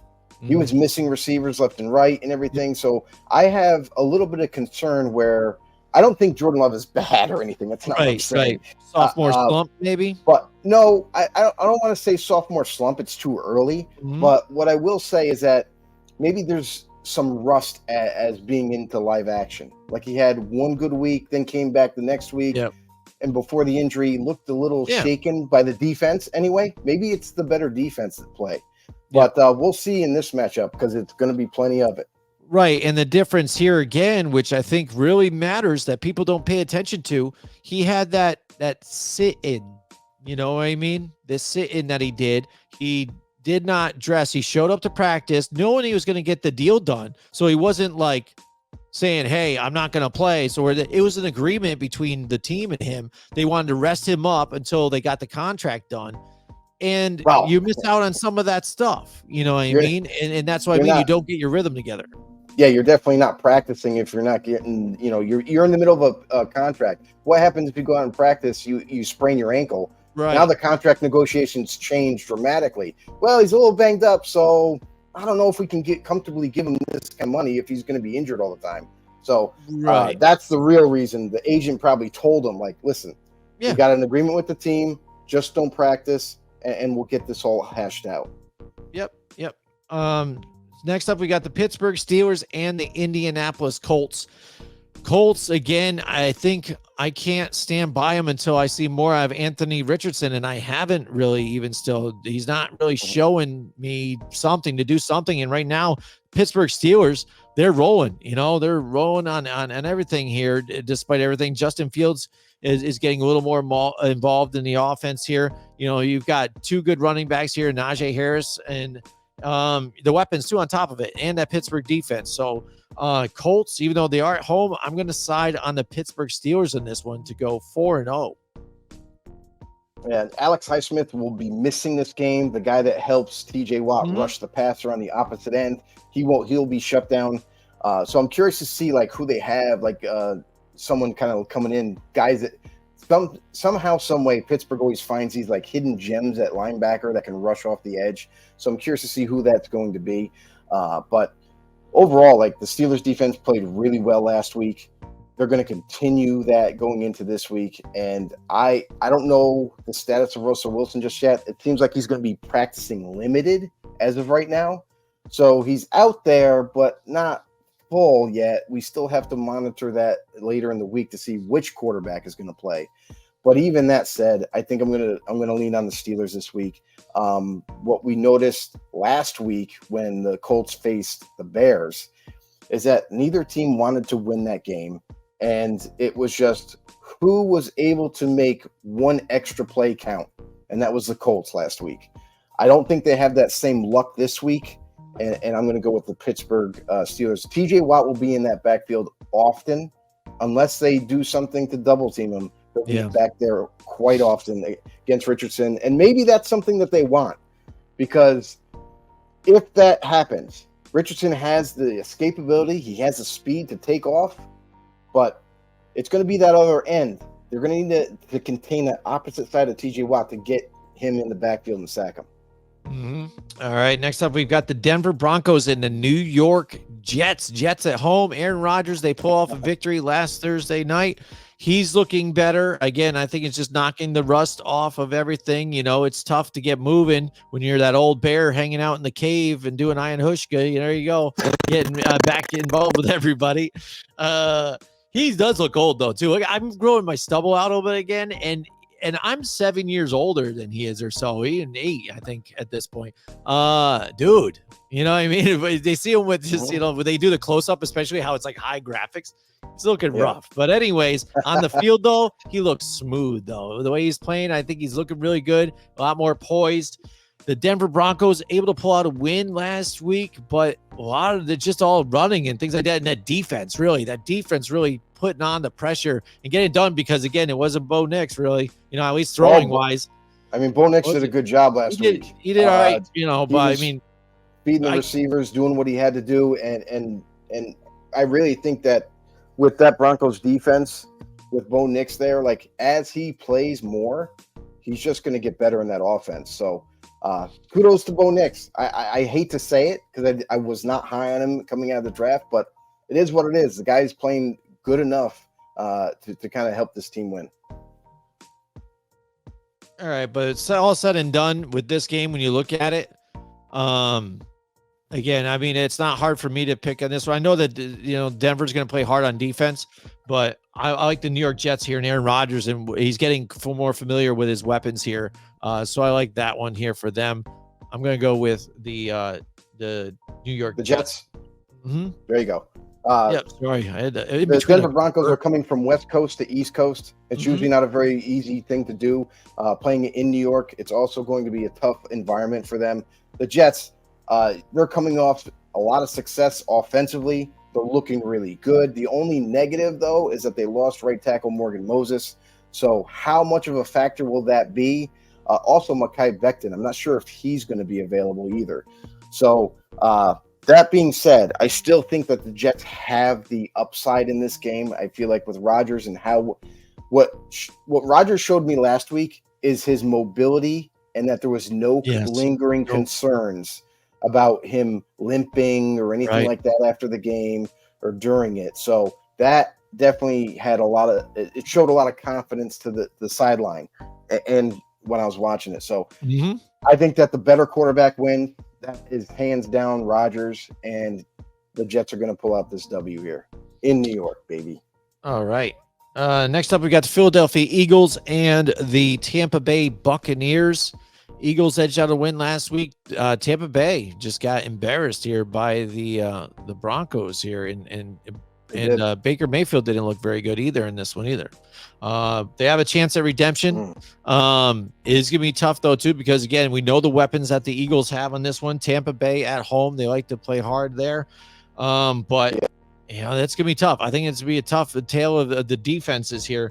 But I think it's a shootout, really, in this one. You think it's gonna be a shootout? I think shootout. And I might go with the Eagles on this one to win the shootout. I think with Saquon Barkley there, it definitely helps balance that offense out to where they don't need to be a shootout team. And what he's been able to do in a short amount of time with that offense has been crazy. One major goal of his was to stay healthy, and so far he's doing that. So good on him. But the Eagles, like, this is one of those teams that are like in murky water. Like sometimes they look like a juggernaut, and then last week, they got the win, but it wasn't impressive at all. It wasn't boring to watch. They couldn't figure out how to beat the Saints defense, and likewise for the Saints against the Eagles, and it just made it for a miserable game to watch. So like, I'm not really sold on the Eagles, but I'm not really sold on the Buccaneers either after last week. Baker Mayfield, I really did expect Baker Mayfield to come out with not maybe the same game he did in week 2 and throw for 4 touchdowns and all that. But I thought he was going to be out there, was going to play adequate enough, and this offense was going to end up winning the game. It just didn't happen for them. So this is going to be a really tough test for both teams still. We still have question marks on both organizations. And I think the Eagles end up grabbing the Tampa Bay by their Buccaneers and end up beating them. Eagles definitely get the W. Nice. I like it. All right, next up, the Cincinnati Bengals. The Bungles. Yeah, exactly. And the Carolina Panthers here. Dalton gets his revenge game. Maybe not. But Carolina at home. Here we go. We're going to see if those guys take the brown bags off their head for the red rifle. You get redemption against the Cincinnati Bengals. I don't know. I hope this defense can play better here, not so much of a wet paper bag, basically on the back end, dude. Because again, guys like Hendrickson, he's playing good. He got a sack last night, and I think they have a chance here. The offense, like you said, is looking better week to week, so they're putting up numbers. And that's the thing that's scary for this Carolina team, because I think now them sitting at 0-3. The pressure's definitely on. They did not expect to be here. they are getting better. I think Cincinnati is going to kind of knock Dalton back down to earth a little bit on this one, in the Carolina Panthers here, and take the victory. Yeah, and that's the thing too, is now that T. Higgins is back in that lineup, we mentioned earlier in the show that it's helped transform this offense back to what we are normal to see in Cincinnati, with Joe Burrow being more confident, throwing the ball and distributing it on both sides of the field. You just seen an offense that is clicking, that has the chemistry once again. I'm still disappointed in the running in the backfield. Like, I'm not a Zach Moss fan. I still am not. He's not convincing me that he's a starter. I really like the young kid that they have in Waiting and Chase Brown. I just wish this kid would get a chance because he's so much more electric and much more of a playmaker than Zach. But until they do that, I just don't think this running game is going to be scary at all. So with that being said, I do like the Bengals defense. Panthers now kind of changed my perspective on them now that they've made that quarterback change, because you've seen a team that looked dismal in the first 2 weeks of the season, and they're like, we don't want to play with Bryce Young. Like, not even his teammates were just like, no confidence. They're like, he can't hit me when I'm open. Yeah, it was just bad. You couldn't even see over the offensive line, which was another problem. So now that Andy Dalton's in there, gives him a spark, looks so much better. So this team going forward, if he stays the starter, because I've heard rumors of them going back to Bryce Young eventually, but man, if he stays the starter, man, this team has changed now.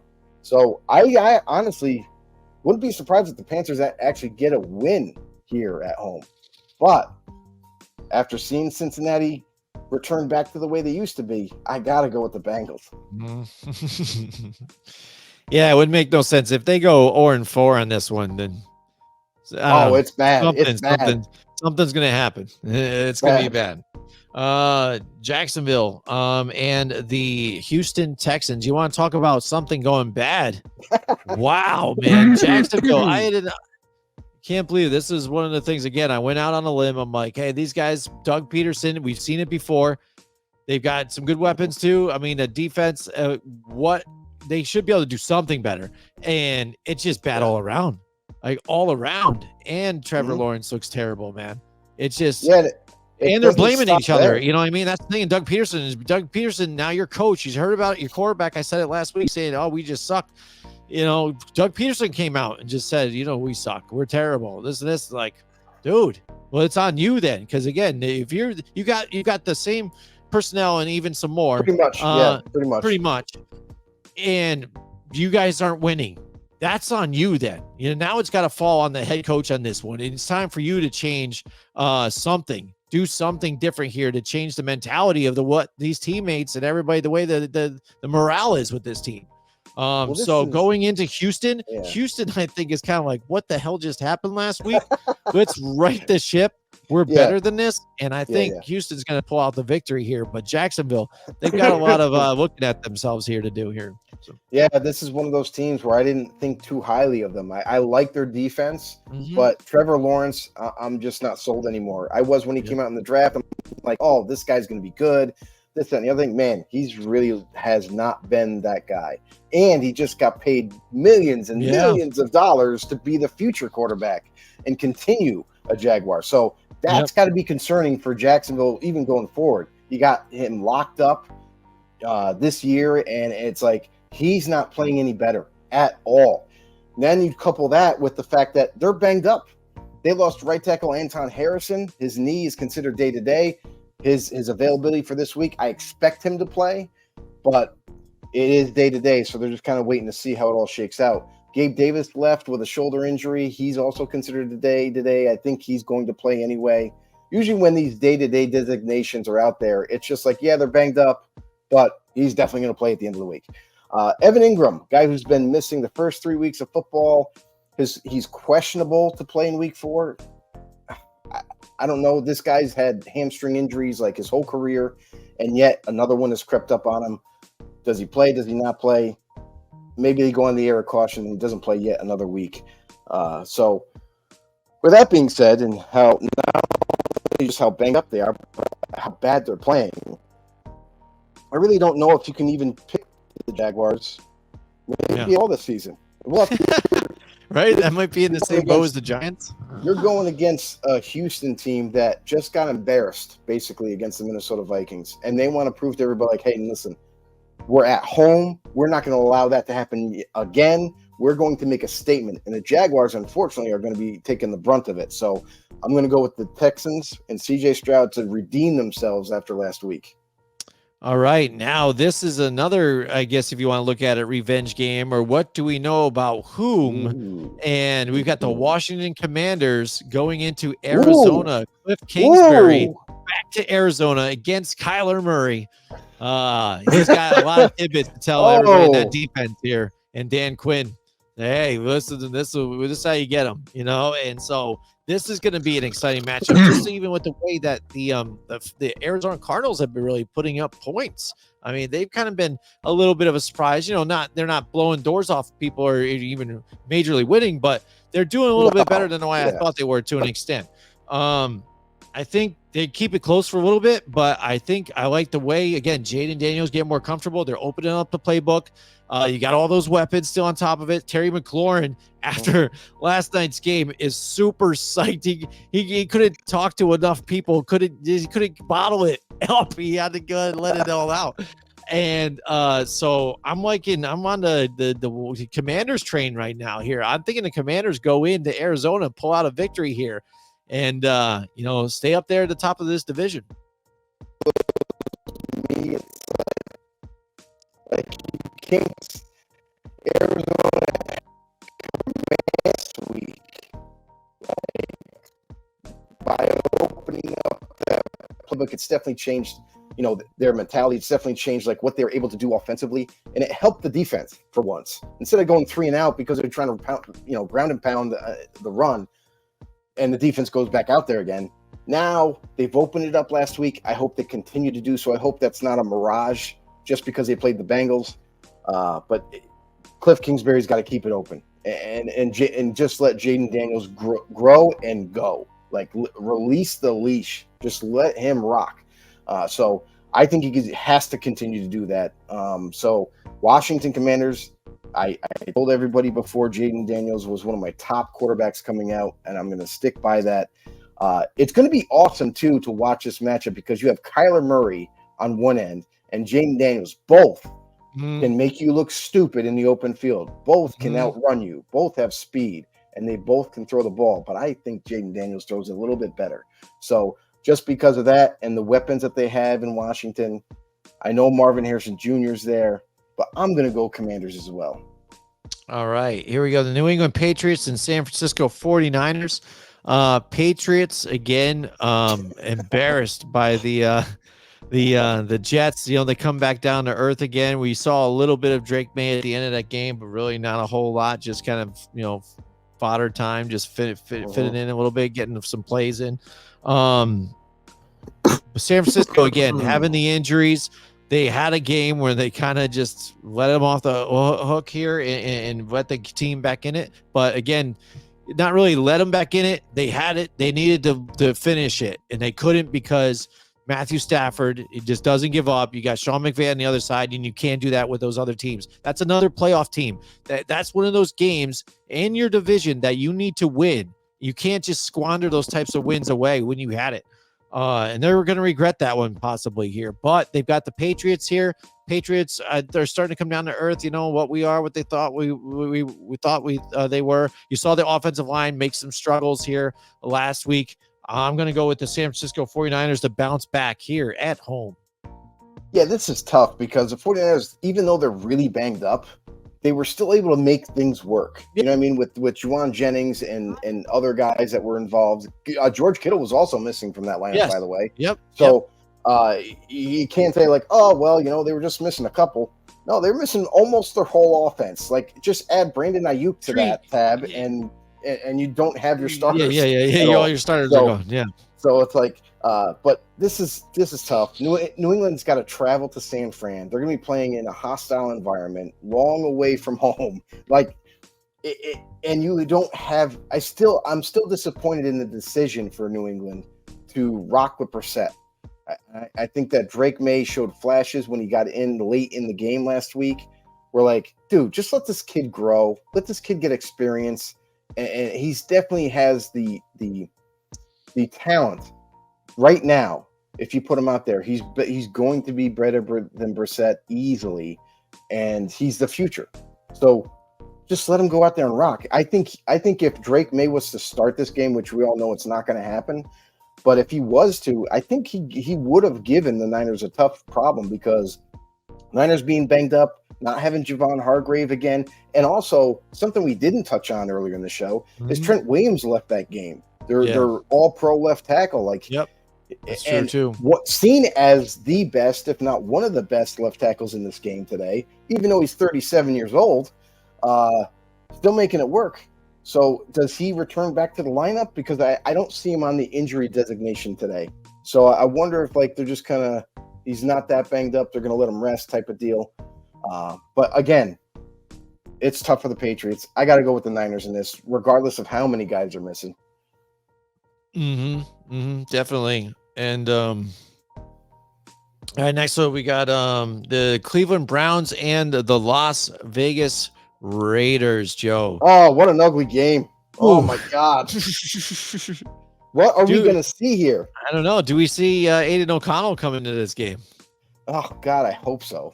I mean, if you're a Raiders fan, dude, you had to be aggravated last week. You lost. I mean, yeah, you lost to the Panthers, but really, you lost to a much better team with Andy Dalton at the helm.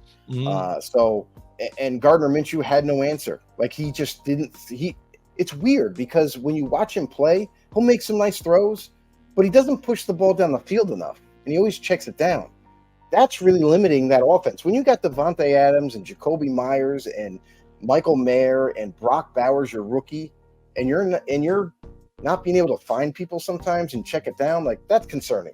So I hope that Aiden O'Connell starts, but most likely you got to expect that Minshew's going to stay there at least this week. If that's the case, man, the Browns have a really good shot of beating the Raiders in Las Vegas. It would be another embarrassing loss for the Raiders. But again, neither team, they both playing like crap after last week's debacle. I don't know. Do you trust Deshaun Watson going up against the Raiders? That they still have somewhat of a pass rush, even though they lost Malcolm Kuntz for the season now, which sucks. But it's that team is still a decent defense. I don't know, man. This one's tough for me. It's tough too because Myles Garrett is banged up too, but he'll probably play in this game though, still, right? Yeah, I'm gonna look that up right now to see if he's gonna be out. I know he was banged up. He played in the last game, but now he's still banged up. So, not sure if he's been make this game, but that'd be a big factor.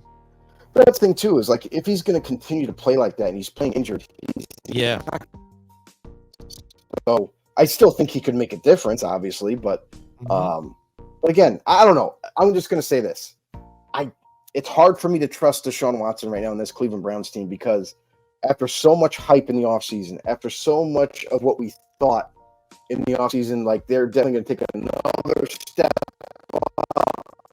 They're going to play much better this year. They've just been disappointing every single week. So I'm going to go to the Raiders now. Whether it's Gardner Minshew or not, I just have to go with them because I believe that they're going to do enough just to get the win. Yep.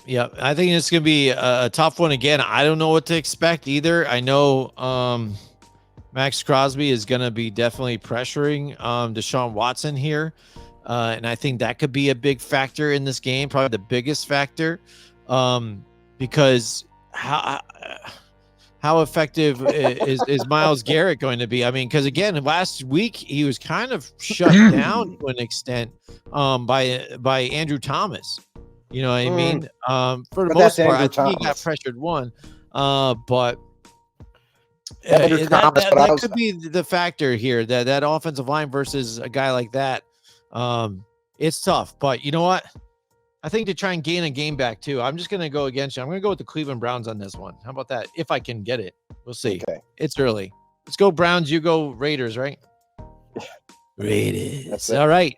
Let's do it. All right. Next up, we've got the Kansas City Chiefs and the Los Angeles Chargers.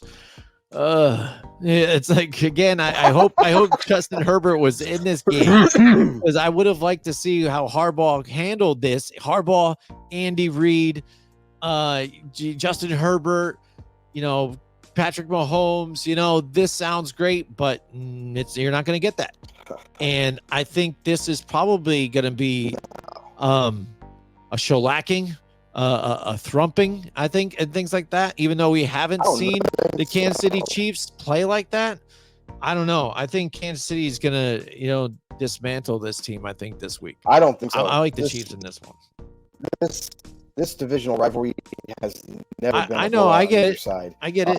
The Chargers and Chiefs, they always play each other tough. They always play down to the wire. It really comes down to the kickers, honestly, at the end. So I understand Herbert's not there, but this Charger team is no longer a passing team. They're not trying to kill you down the field. And Taylor Heineke, it will just do enough to hit the open windows, whether it be 10, 15 yards down the field. I think I give the edge to the Chargers defensive line up against the offensive line of the Chiefs. Their tackles have been struggling so far this season. They've been getting penalties. They've been holding like crazy. I know Mac is a one weapon, the one weapon you need at the end. He's still making it happen. I think this is a much closer game than people might think. I don't think the Chiefs will them out. But I do have the Chiefs winning. All right. Next up, we've got here for Sunday night, the Buffalo Bills and the Baltimore Ravens.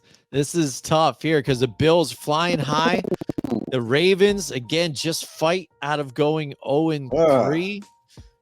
And they've got their tails against the wall here. Again, they're pinned against the wall. They need to win here at home in Baltimore to stay relevant in the AFC, I think, at this point, to keep it going.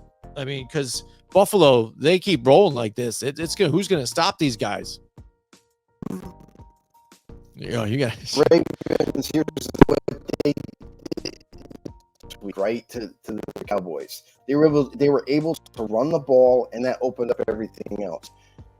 If they can do that again, which I think it's going to be a harder task against the Bills defense, which honestly we thought was going to be a weakness of the Buffalo Bills, but they have been playing pretty solid football.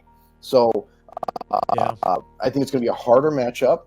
Can they do it? I think obviously they can, but I think it's going to come down to Lamar Jackson again. I think it's going to come down to him as a quarterback. It's going to come down to him as the mobility that he has as a quarterback to keep the defense on their heels. I think Josh Allen is better than Lamar. Better passer of football. He also has the mobility himself. He's basically a linebacker running with the football. Yep. And this is going to be a tough matchup for both teams. But Buffalo is going into Baltimore. Make no mistake, not an easy place to play. But I think what I'm going to do with this one is I'm going to pick the Bills. I'm going to pick the Bills in this one. I think with Josh Allen's throwing ability and what they've been able to do so far, I think that they steal a win in Baltimore. Mm-hmm. Yeah, this is going to be a tough one here. I think the Bills have the momentum. I think the key for the Baltimore Ravens is to go back to their old kind of ways, run the ball. You got to get Derrick Henry more involved, keep Josh Allen and the Bills off the field, because Josh Allen's going to do the same thing too. He's going to run around and do his thing too and get it to some of these receivers here. But if you watched the Jaguar game with the Bills, Josh Allen ran for 40 yards, but he didn't want to run because he has that banged up hand. So he's the bad hand. Yeah, he's trying to protect it, but you know what? When your team needs you the most, you're going to do what you got to do. Yeah. But I think the key there again is to keep that running game going. Keep wear them out, wear out that defense. Extend the plays, win the time on attack or the possession game. And I think Baltimore Ravens will be able to do it. I'm going to see it, and it's early here, and I think Baltimore feels the pressure. I think I'm going to go with the Ravens on this one to take the victory here at home. But I wouldn't be surprised if the Bills win this one. Why not? Go Bills. All right, 2 more games on Monday night again. Right? Yeah, I know. I hear you. Exactly. That's exactly how I decided that. Like, both teams have good defense. Both teams are playing, good. Like, Bills are definitely playing good offense, but like, yeah. But again, what the game showed us so far, like, you never know, right? You just never know. I think I'm just ready to watch the game, and it's how exciting it's going to be. All right, 2 more here. Monday night, we got the Tennessee Titans and the Miami Dolphins. Oh, my gosh. Yeah, again, Dolphins with Skylar Thompson. Ugh. Yeah, I knew they were going to lose, but they got really taken to the woodshed, too, again. And then Tennessee, again. Will Levis, dude. Yeah. Come on, man. You got to go. You let Malik Willis show you up, boy. Come on. You can't do that. You were the chosen one over Malik. That's right. And you didn't get it done. All right. So this week against a struggling Miami without their starting quarterback, can they get it done here? It is tough to win in Miami, but they need to get going here. They need to win, and they need to do it against a team like this, like the Tennessee Titans. Will Levis making mistakes, Joe. Yeah, well, the Dolphins are going to have a new quarterback. Skylar Thompson is day-to-day with a concussion. He's been beat up. They called up Huntley from the practice squad. This is a quarterback that we said, former Baltimore Raven, who showed glimpses when Lamar left with injury. Did a pretty good job in Baltimore. Was able to distribute the football. Also has legs to move the ball. So I think this actually gives the Dolphins an advantage here coming into this game. Now, if they're that confident that they can plug him in at starter already after a couple weeks, then I kind of like their chances. I do think the Titans have a really good defense. They're going to limit their running game, and it's going to come down to how effective Huntley can distribute the football and make the passes count. Is going to really dictate this game, because Will Levis, we've seen him struggle so far in every game, whether it be making a poor decision or just not playing well, like last week. I'm going to go with Miami in this one, honestly. I'm going with the Dolphins in Miami to get a W. Yeah, I mean, this one is tough, but again, I think that's what it is. You look at these 2 quarterbacks and how it's going to dictate. Do you trust the guy that just coming into a new team and just learning the system as best as he can and kind of keeping it generic with Mike McDaniels, or look at Mike Willis, right? Yeah. Mike Willis, yeah, exactly. And we've seen it before with Baker Mayfield with the Rams. And Will Levis has been making mistakes constantly, just looking bad this year. So I think I'm going to agree with you here too. I think I believe in the coaching and the rest of the talent that's on the Miami Dolphins. They just needed a better quarterback to steer the ship. And I'm going to go with them here on this one. All right. And finally, the Seattle Seahawks and the Detroit Lions here. This is going to be a tough matchup. I think Detroit's going to give him a run for his money. I know, fans going to be amped up again. You know about the 12th man in Seattle, but here you go. Detroit, they get loud now too in the Motor City. It's going to be tight. Good defense on Seattle, but I think I'm going to give the edge to the Lions here. Yeah, I mean, this game right here is yet another game in my mind where I wouldn't be surprised if either team wins. Seattle's playing at a really high level. They're playing good. We're seeing Geno Smith return to what he was 2 years ago, and it's definitely got to be reassuring for Seattle Seahawks fans when they thought it was dismal last season where he just wasn't playing good football. But now Seattle's back. Their defense is the highlight. Like, their defense is all over the football field. They got a crazy secondary, good pass rush. It's a lot to like there. And also their offense. I don't know if Kenneth Walker is going to be back yet in the lineup. I think he'll be out yet another week. So it looks like Zach Charbonnet to the rescue as a starter. I like Detroit too. They're home. Man, their fans are so awesome. Like, to have a fan base like that, one of the great fan bases that have been behind them throughout decades of losing. And now they're finally getting rewarded, having a competitive team and a winning team. I love both teams, honestly. If I could pick both winners, I would. I just say they both win. Let's just not even play the game. They both get a W. But I think I'm going to go on the opposite end. I think I'm going to go with Seattle entering Detroit and getting the better. I still think this game right here is going to be an awesome game to watch, and it's going to go back and forth. I don't necessarily think it'll be a shootout, but it's going to be like they score, the other team scores. But I'm going to go with Seattle in the end. All right, there you go. There's the picks for the week. Hopefully we do better than the last couple have been, at least last week. Last week was probably our worst so far. Yeah, we never know week to week. We're excited to watch the game, see what happens here with these guys. There's a lot of teams that kind of got to see what they're made of right now to move forward, and other teams to see what they are going to do looking forward to next year, even at this point already. So thank you so much. Jim, too early. Yeah, I hear you. I feel like almost it's like if we were looking at the season now, this would almost be the first quarter, right, of the season. We could do first quarter grades, report card grades for the teams. If the first quarter in or something like that after this week or something, might be a funny segment to do. But thank you so much for joining us, Joe. Tell these guys one more time where they can find more shows like ours. Oh, very easy. You can head over to our website, grumblingsmedia.com. There you can check out any political, entertainment, sports out there. They also have articles on the website. Make sure you check that out. You can also do us a huge favor and keep growing our channel. We are growing like crazy, guys. Yeah, dude. Head over to YouTube, hit that subscribe button on Grumblings Media. Make sure you hit the thumbs up. Make sure you comment down below and share it as well. And you can also check us out at rumble.com and anywhere you get your podcast. Thank you guys so much for tuning in. We definitely want you to be more active because we are live when we do our show, and we will react to any question, any comment, any opinion, anything at all. So we'll see you guys next week, Tuesday night, 9 p.m. Eastern Standard Time. See you guys then. Hey everybody, this is Big John from Grumblings Media, and I just want to say thank you for watching our content. If you want to support our efforts here at Grumblings Media, just smash the subscribe button right here, totally free, or just go ahead and consume more of our great content. Click either one of these two boxes.